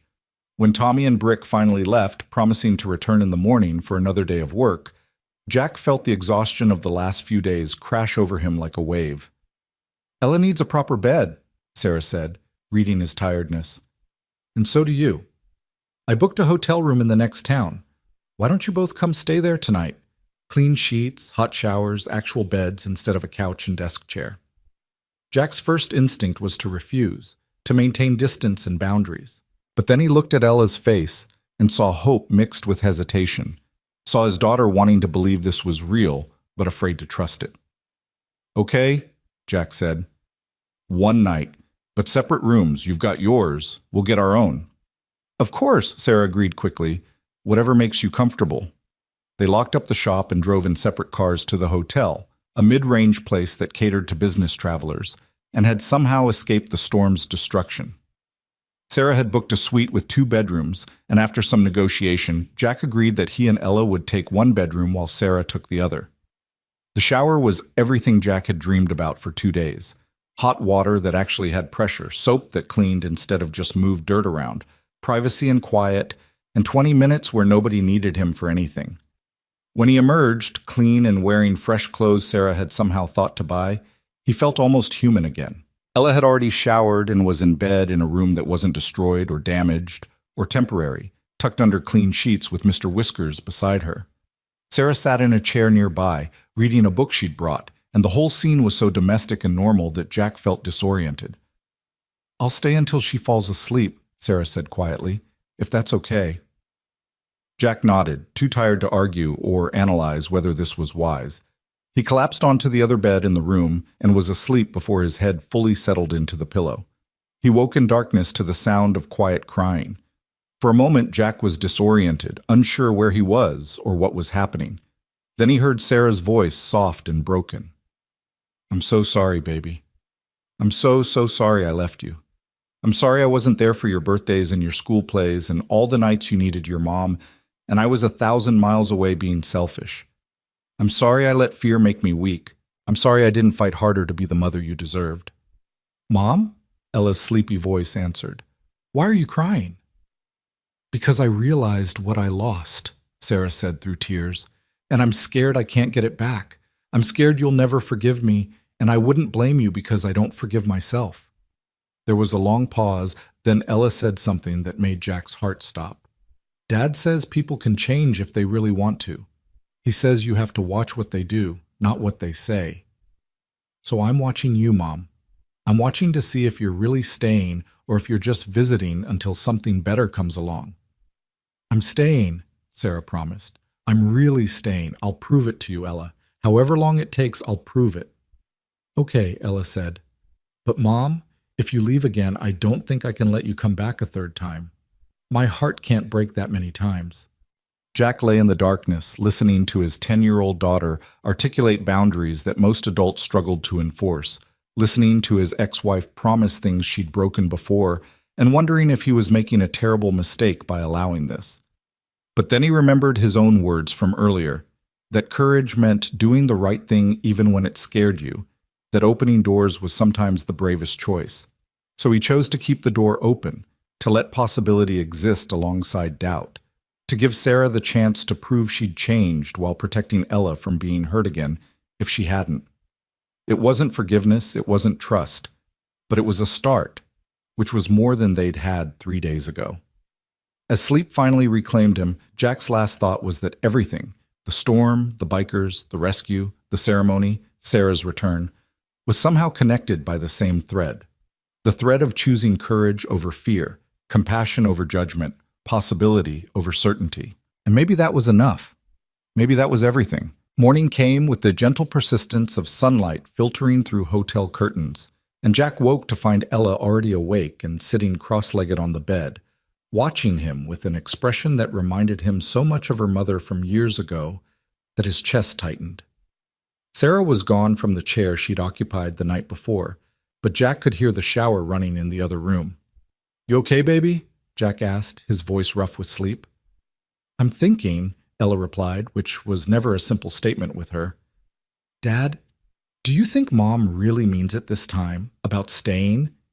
Jack sat up and pulled his daughter close, buying time to figure out how to answer honestly without either giving false hope or crushing the tentative connection forming between Ella and Sarah. "I think she believes she means it," he said carefully, "and I think she's trying. But the real answer is we won't know for sure until enough time passes that we can see the pattern, you know? 1 week doesn't prove anything. 1 month starts to mean something. 6 months, a year, that's when you really know. So I have to wait a whole year to know if my mom actually wants me." Ella's voice was small, hurt in a way that made Jack want to track down every moment of pain his daughter had experienced and somehow undo them all. "No, sweetheart. She wants you. I can see that. What we're waiting to find out is if she can be the person she wants to be. If she can follow through on what she's promising. Those are different things." Jack tilted Ella's chin up so she was looking at him. "But here's what I know for absolute certain. No matter what happens with your mom, you've got me. Always. That's not a promise that needs proving because it's already been proven every single day for 10 years. Ella threw her arms around his neck. "I know, Dad. You're the best." They dressed and emerged from the bedroom to find Sarah had ordered room service breakfast. Pancakes and eggs and fresh fruit arranged on a table by the window. She looked nervous, uncertain, like someone who'd made a grand gesture but wasn't sure if it would be received well. "I hope this is okay," Sarah said. "I remembered that Ella likes pancakes with strawberries, but I wasn't sure if that was still true or if—" "It's perfect, Mom," Ella interrupted, and the simple use of that word, Mom, made Sarah's eyes fill with tears. She blinked away quickly. They ate breakfast with the kind of careful politeness of people still learning how to be around each other, making small talk about the weather and the recovery effort and anything that didn't require emotional vulnerability. But beneath the surface pleasantries, Jack could feel something shifting, some possibility taking shape that hadn't existed a week ago. His phone rang as they were finishing, Ryder's name on the screen. "Jack, you need to get back to town," Ryder said without preamble. Something's happened. Not bad, just you need to see it. 20 minutes later, they pulled into Millbrook to find Main Street transformed yet again. Overnight, someone had erected a new sign at the town's entrance, professional quality, beautifully designed with lettering that caught the morning sun. It read, "Welcome to Millbrook, where courage opens doors, population 3,047, thank you to all who serve." But that wasn't what had Ryder's voice sounding strange on the phone. What had done that was the scene unfolding in front of Jack's damaged shop. At least 50 motorcycles were parked in formation in the street, not just Hell's Angels, but bikes bearing patches from a dozen different clubs. Iron Order, Mongols, Outlaws, Banditos, independent riders with no club affiliation at all. Clubs that normally didn't mix, that had histories of rivalry and territoriality, all gathered together in what should have been impossible. And they were working. Some were unloading building materials from a convoy of trucks. Others were already starting repairs on Jack's bay doors, working with the kind of coordinated efficiency that spoke of skilled tradesmen who knew exactly what they were doing. Still more were fanning out to other damaged buildings, tools in hand, ready to help wherever needed. Ryder stood in the center of it all, directing traffic and coordination with Major Reynolds, who looked simultaneously impressed and slightly overwhelmed by the logistics of incorporating this many additional volunteers into an already complex recovery effort. "What is all this?" Jack asked as he approached, Ella's hand tight in his. "Word spread," Ryder explained, his voice carrying something that might have been pride or might have been disbelief. "About what happened here, about how this town treated us with respect after initial fear, about the work we've been doing. Clubs all over the eastern seaboard heard about it, and they wanted in, wanted to be part of something that was changing the narrative about who we are." A massive biker with a gray beard and an outlaw's cut approached, extending his hand to Jack. "Name's Bear. Heard you were the Marine who started all this by opening a door. Figured we owed you some help finishing what you started." "I didn't start anything," Jack protested. You treated brothers with respect when everyone else treated them like threats," Bear interrupted. "That matters. That means everything. So we're here to help rebuild and to show this town, and any other town watching, that motorcycle clubs aren't the enemy. We're veterans and workers and fathers and sons, same as anyone else." More bikers approached, each introducing themselves, each expressing some version of the same sentiment. They'd come from Pittsburgh and Cleveland and Philadelphia, from Baltimore and D.C., and as far away as Boston. They'd taken time off work, made arrangements with families, ridden hundreds of miles because a story about a small town in Pennsylvania had touched something in them that needed touching. Jack felt overwhelmed by the magnitude of it, by the realization that his simple decision to open a door had somehow cascaded into something far larger than he'd ever imagined possible. This wasn't just about Millbrook anymore. It was about changing perceptions, challenging stereotypes, proving that compassion and courage could bridge divides that seemed unbridgeable. "Where do you need us?" Jack asked Ryder, because standing around feeling overwhelmed wasn't going to rebuild anything. "Your shop first," Ryder said firmly. "You're the reason any of us are here. We take care of you first, then fan out to the rest of the town." What followed was the most productive day of the entire recovery effort. With over 50 skilled workers focused on Jack's shop, the repairs that should have taken weeks were completed in hours. New bay doors were installed, better quality than the originals, donated by a construction company whose owner was himself a veteran. The roof was patched and reinforced. Windows were replaced. Broken equipment was repaired or replaced with donated items. By noon, Hale's Automotive Repair looked better than it had before the storm. "I can't accept all this," Jack protested to Ryder as they stood looking at the transformed building. "This is too much. I can't repay." "Nobody's asking you to repay anything," Ryder interrupted. "This is what brothers do. We take care of each other. You took care of us when we needed it. Now we're returning the favor. That's how this works." Ella had been watching the work with fascination all morning, and now she approached one of the bikers, a younger man with an Iron Order patch who'd been particularly patient in explaining what he was doing. "Can I help?" she asked. "I'm good at holding tools." The biker, whose name was Marcus, smiled and handed her a wrench. "Think you can keep this safe for me while I work up on this ladder?" Ella nodded seriously, clutching the wrench like it was a sacred responsibility. And for the next hour, she was Marcus's official tool holder, handing him whatever he needed and asking endless questions about how things worked. Jack watched his daughter interact with these men who the world had taught her to fear, watched her see past the leather and patches to the humans beneath, and felt a fierce pride that had nothing to do with her academic achievements or artistic talents, and everything to do with her open heart. Sarah had stayed too, working alongside other volunteers to provide water and food to the workers. Jack watched her from a distance, watched how she interacted with Ella during breaks. Not pushing, not demanding, just being present and consistent. It wasn't redemption, not yet, but it was the patient work that might someday lead there. By mid-afternoon, the shop was complete and the motorcycle crews were dispersing to other sites throughout town.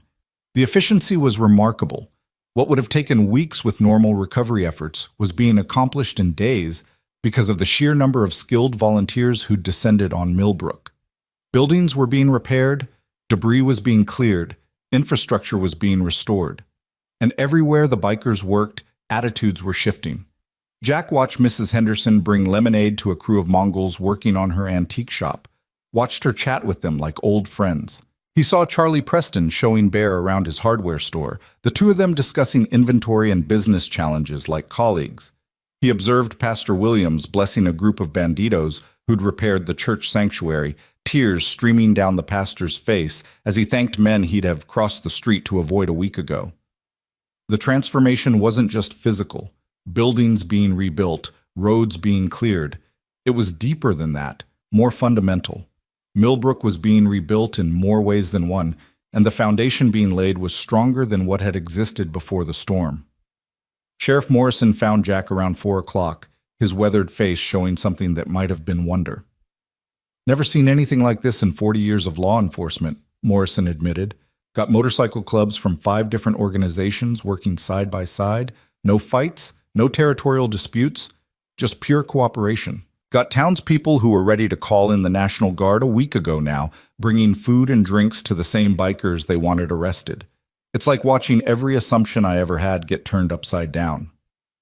"Maybe those assumptions needed turning," Jack suggested. "Maybe they did," Morrison agreed. "You know what the amazing thing is? Crime in Millbrook is down to 0 this week. With all these bikers in town, dozens of them, from clubs with serious reputations, we haven't had a single incident. Not one fight, not one theft, not even a noise complaint. They've been nothing but respectful and helpful." "Because they're people, Tom," Jack said. "People who happen to ride motorcycles and wear patches. That doesn't make them criminals any more than wearing a badge automatically makes someone a good cop." Morrison winced.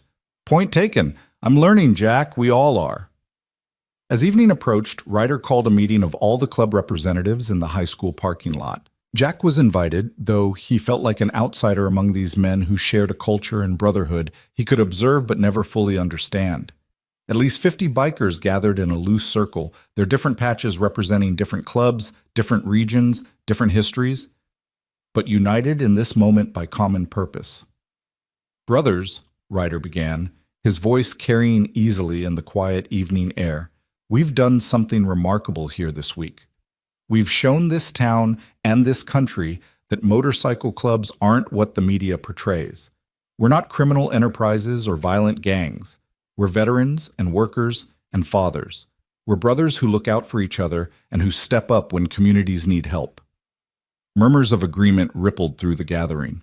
"But more than that," Ryder continued, "we've shown ourselves what we're capable of when we work together.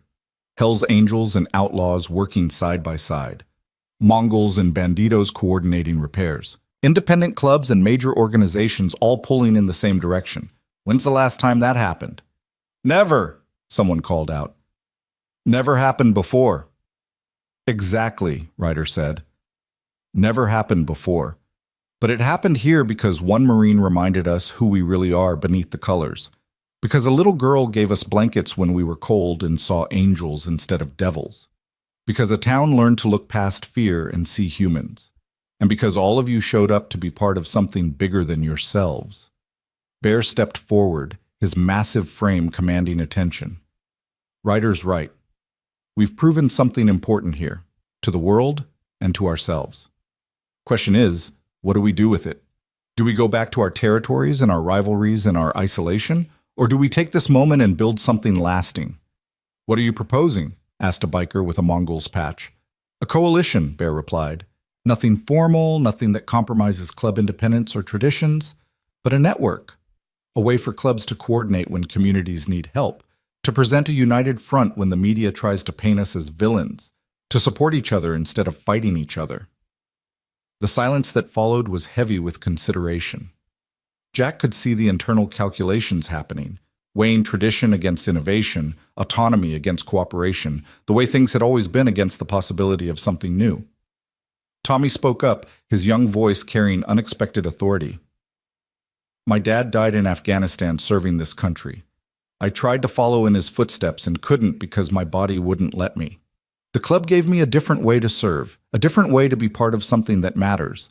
But if we're really about service, really about brotherhood, then shouldn't we be serving the broader community too? Shouldn't we be showing people what we've shown Millbrook, that we're forces for good when given the chance? More murmurs, these ones thoughtful rather than reactive. I'm not saying we all become best friends, Bear continued. I'm not saying we forget history or pretend differences don't exist. But I'm saying that what happened here this week changed something fundamental. It gave us a glimpse of what's possible when we focus on what unites us instead of what divides us. Seems like a waste to just let that fade away. Jack found himself stepping forward without planning to, without being asked to speak. Can I say something? He asked. Every eye turned to him, 50 battle-hardened bikers giving him their complete attention. I'm not part of your world, Jack began. I don't ride. I'm not in a club. I don't fully understand your culture or your codes. But I know what I saw this week. I saw men who'd been written off by society prove they had more honor and courage than anyone who judged them. I saw brotherhood that transcended club colors and patched territories. I saw service that didn't ask for recognition or reward. And most importantly, I saw what happens when people choose to be better than their circumstances, better than their reputations, better than what the world expects of them. He paused, gathering his thoughts. You don't need my permission or my input about what you do next, Jack continued. But if you're asking whether what happened here matters, whether it's worth building on, I think the answer is obvious. You changed this town. You changed how people think about motorcycle clubs. You changed how I think about courage and community and what it means to serve. That's not small. That's everything.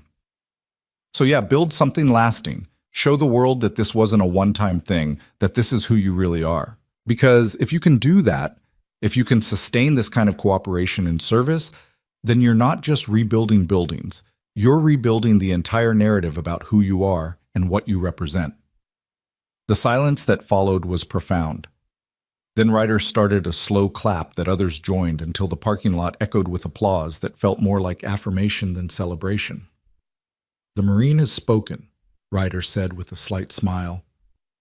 I move we form the Veterans Motorcycle Coalition.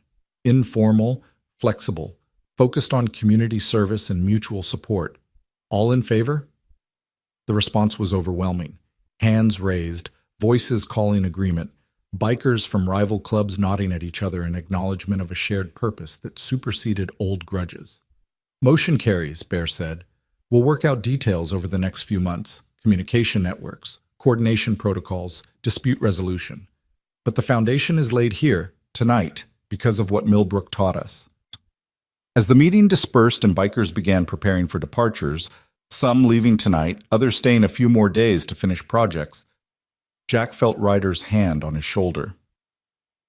You did this, Ryder said quietly. All of this traces back to you opening a door. I just let some cold people inside, Jack protested. Everything else was you guys. No, Ryder said firmly.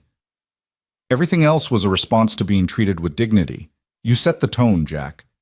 You showed us we still mattered, still had value, still could make a difference. We just lived up to what you already believed about us. So what happens now, Jack asked. You all leave and things go back to normal? Nothing's going back to normal, Ryder replied. Normal was broken. That's what the storm showed us. What comes next is something new, something better. For Millbrook, for the clubs, for everyone who is part of this. We're building toward different, toward better, and different is good. Ella appeared, tired but happy, her clothes dirty from a day of helping and her face flushed with the kind of contentment that came from purposeful work. Dad, Marcus said I was the best tool holder he ever had. He gave me this. She held up a patch, not a club patch, but a simple design showing a wrench and the words honorary mechanic. That's quite an honor, Jack said seriously. I know, Ella replied. He said anyone who works as hard as I did today deserves recognition. She looked up at Ryder. Mr. Ryder, are you leaving soon? Tomorrow morning, Ryder confirmed. Time to get back to regular life, but I'll visit Miss Ella. That's a promise. Good, Ella said, because you're part of our family now, and family visits. Ryder's eyes went suspiciously bright. Yes, ma'am, family visits. That night they returned to the hotel, Jack and Ella and Sarah, this strange configuration of family that was still finding its shape. Over dinner in the hotel restaurant, Sarah did something Jack hadn't expected. She pulled out a folder of papers and set them on the table.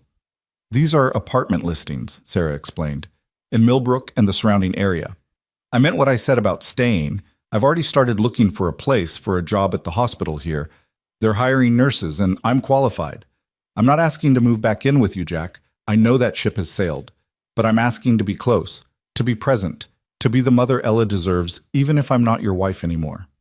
Jack looked at the listings.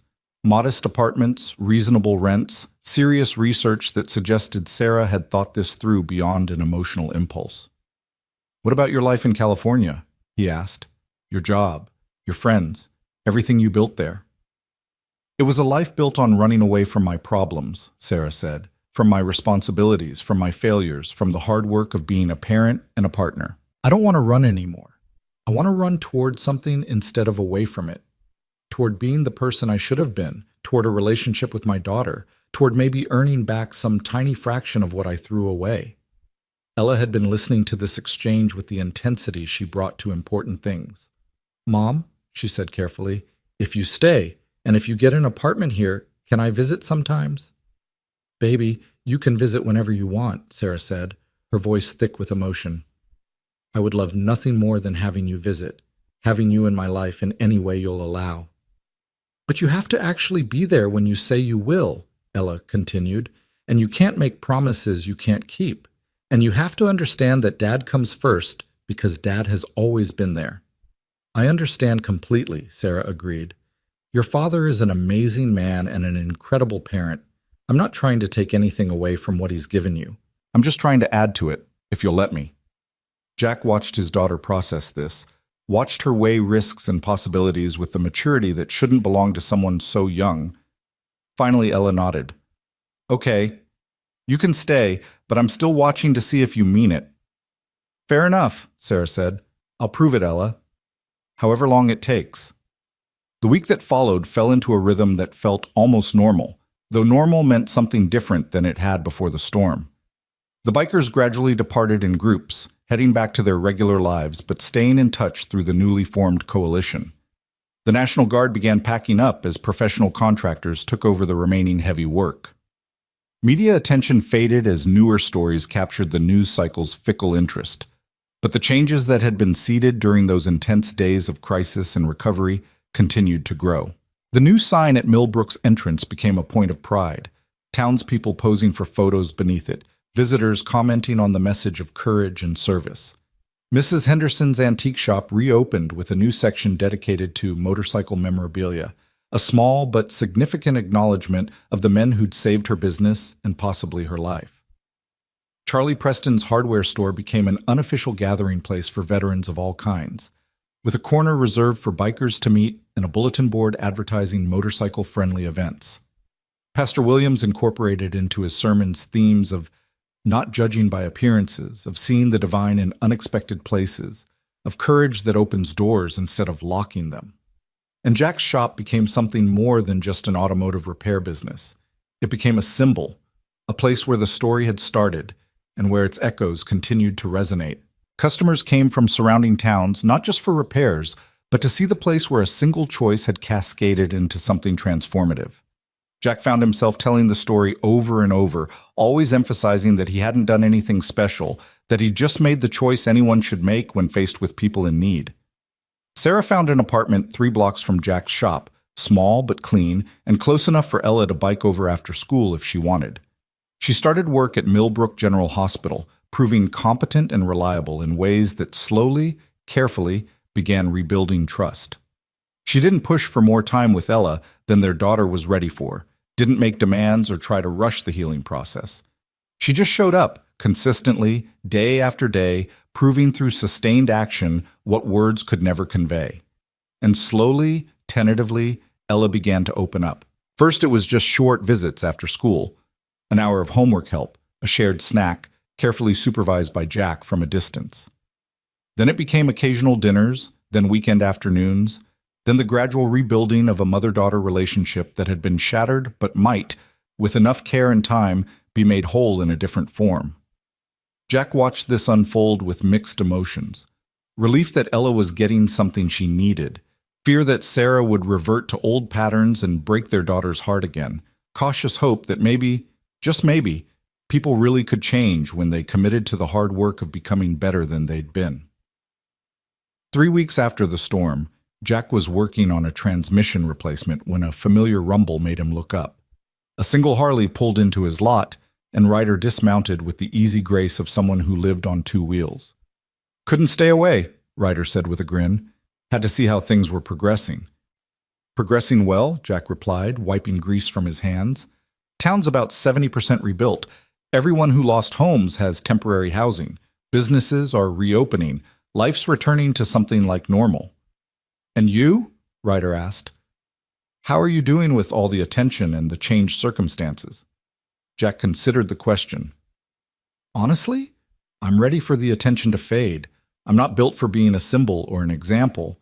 I just want to fix cars and raise my kid and live a quiet life." "Think they'll let you?" Ryder asked. "Don't think I'm giving them a choice," Jack replied. "The story's been told. The lesson's been learned, at least by the people who are ready to learn it. What happens next is up to everyone else. I'm just going back to being Jack Hale, mechanic." "Fair enough," Ryder said. "But you should know, the coalition is working. We've already coordinated 2 other community service projects, one in Pittsburgh and one in Cleveland. Clubs that haven't worked together in decades are finding common ground. Veterans who felt lost are finding purpose."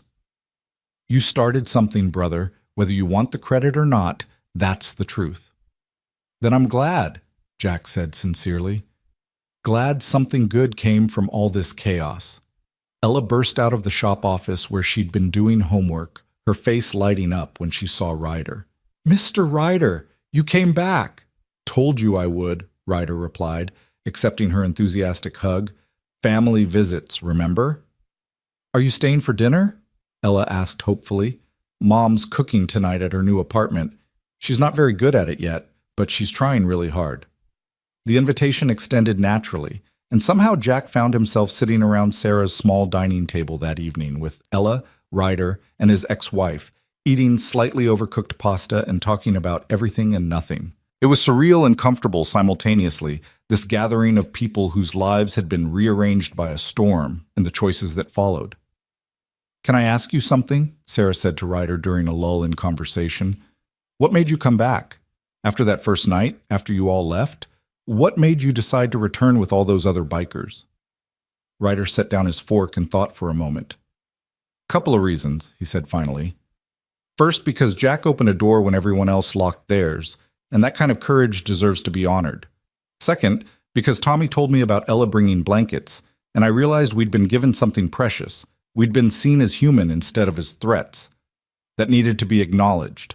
He paused, his expression growing more serious. "But the real reason," Ryder continued, "was because I woke up the morning after the storm and realized I felt something I hadn't felt in years. Purpose. Like I mattered, like what I did made a difference, like I was part of something bigger than just riding and surviving. The club gave me brotherhood, but this town gave me back my sense of service, gave me back the feeling I used to have in the Marines, that what I did mattered beyond just myself. I couldn't walk away from that. None of us could." "So you came back," Sarah said softly. "Even though this town had judged you, even though people had been cruel. You came back anyway. We came back because Jack showed us we were worth coming back for, Ryder replied. Sometimes all it takes is one person believing in you to remind you to believe in yourself. Ella had been listening to this exchange with her characteristic intensity. Mr. Ryder, she said, I'm glad Dad opened the door. I'm glad you came in. I'm glad everything happened the way it did, even the scary parts, because now I know that being brave is more important than being safe. That's a powerful lesson, Ryder said. Hold on to that, Miss Ella. The world's going to try to teach you to be cautious and fearful and to protect yourself above all else. But the real power, the real magic, is in staying open even when it's scary, in giving people chances even when they might disappoint you, in being brave enough to hope. He looked at Sarah as he said this, and Jack saw his ex-wife's eyes fill with tears. She knew Ryder was talking about more than just the storm and the bikers. He was talking about second chances and the courage it took to give them. The evening ended with warmth and promises to stay in touch, with Ryder heading back to his hotel and Sarah hugging Ella goodnight with the tentative joy of someone still learning how to be a mother again.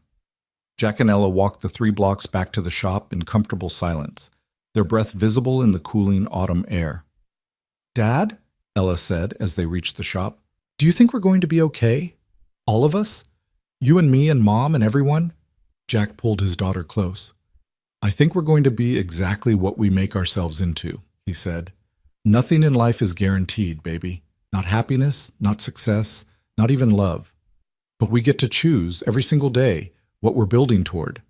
We can build toward fear or toward courage, toward isolation or toward connection, toward who we've been or toward who we want to become. I want to build toward brave, Ella said decisively, like you did when you opened the door. Then that's what we'll do, Jack promised. We'll build toward brave together. The weeks continued to pass, each one bringing Millbrook closer to full recovery and bringing Jack's life closer to something that resembled normal, though it was a new normal, shaped by experience and choice in ways the old normal had never been. The shop thrived as word spread about the mechanic who'd sheltered the Hells Angels, as people came from surrounding counties for repairs and stayed to hear the story. Sarah remained consistent in her presence, proving week after week that she meant what she'd said about staying. The relationship between mother and daughter thawed gradually, like ice in spring, slowly enough to be frustrating but steadily enough to be real. Jack watched from his position as careful guardian, ready to intervene if Sarah faltered but hoping he wouldn't need to. And gradually, something unexpected happened.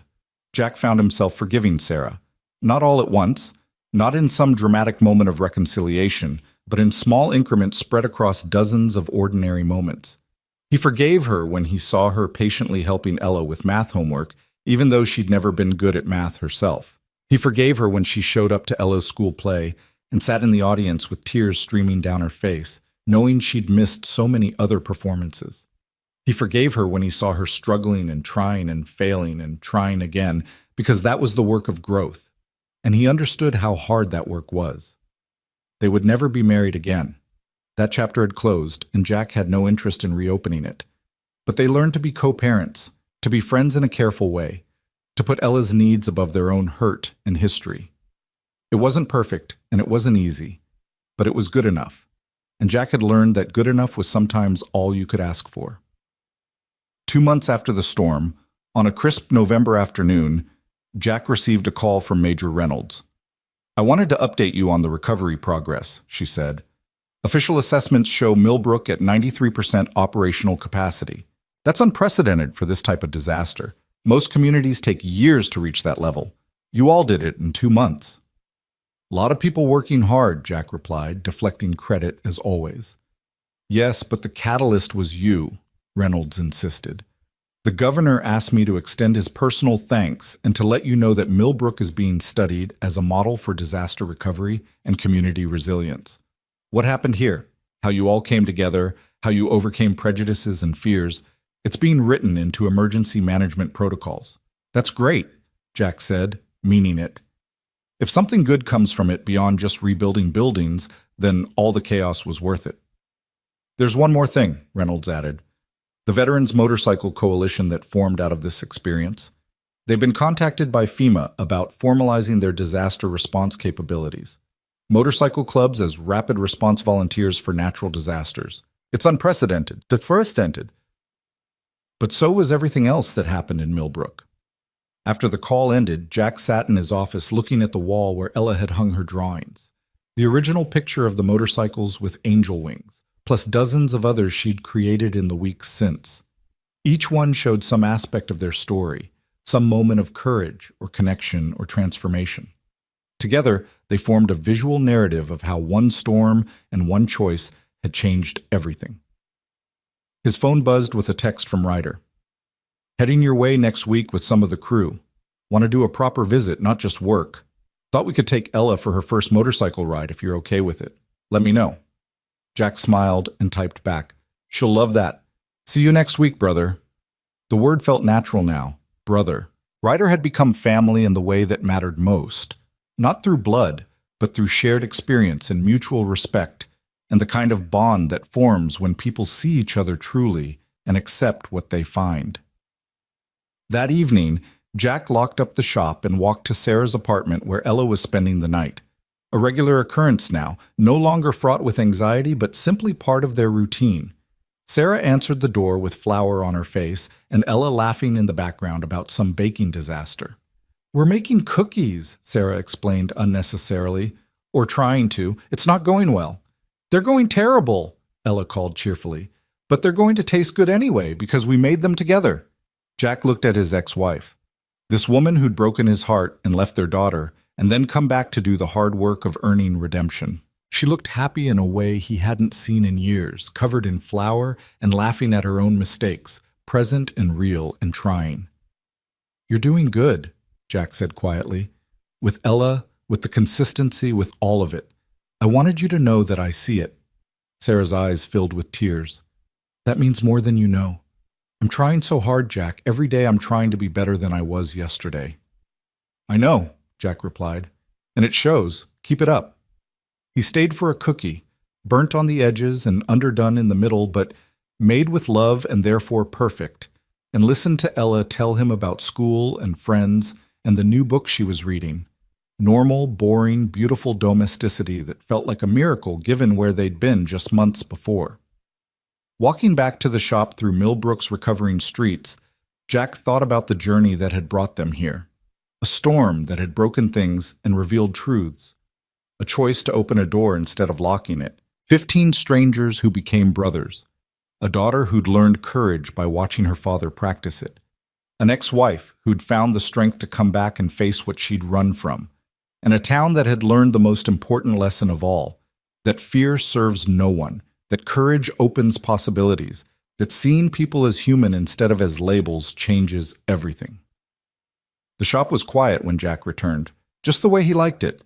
He made his way to the office and pulled out the dog tag he still wore around his neck, the custom one from that leadership workshop so many years ago. The words caught the light as he turned it. Honor before fear. 4 simple words that had guided him through combat and homecoming, through marriage and divorce, through struggle and success. 4 words that had made him open a door during a storm when every rational instinct said to keep it locked. 4 words that had changed his life and the lives of everyone connected to him in ways both large and small. Jack Hale, single dad and Marine veteran, had made a choice on a stormy night.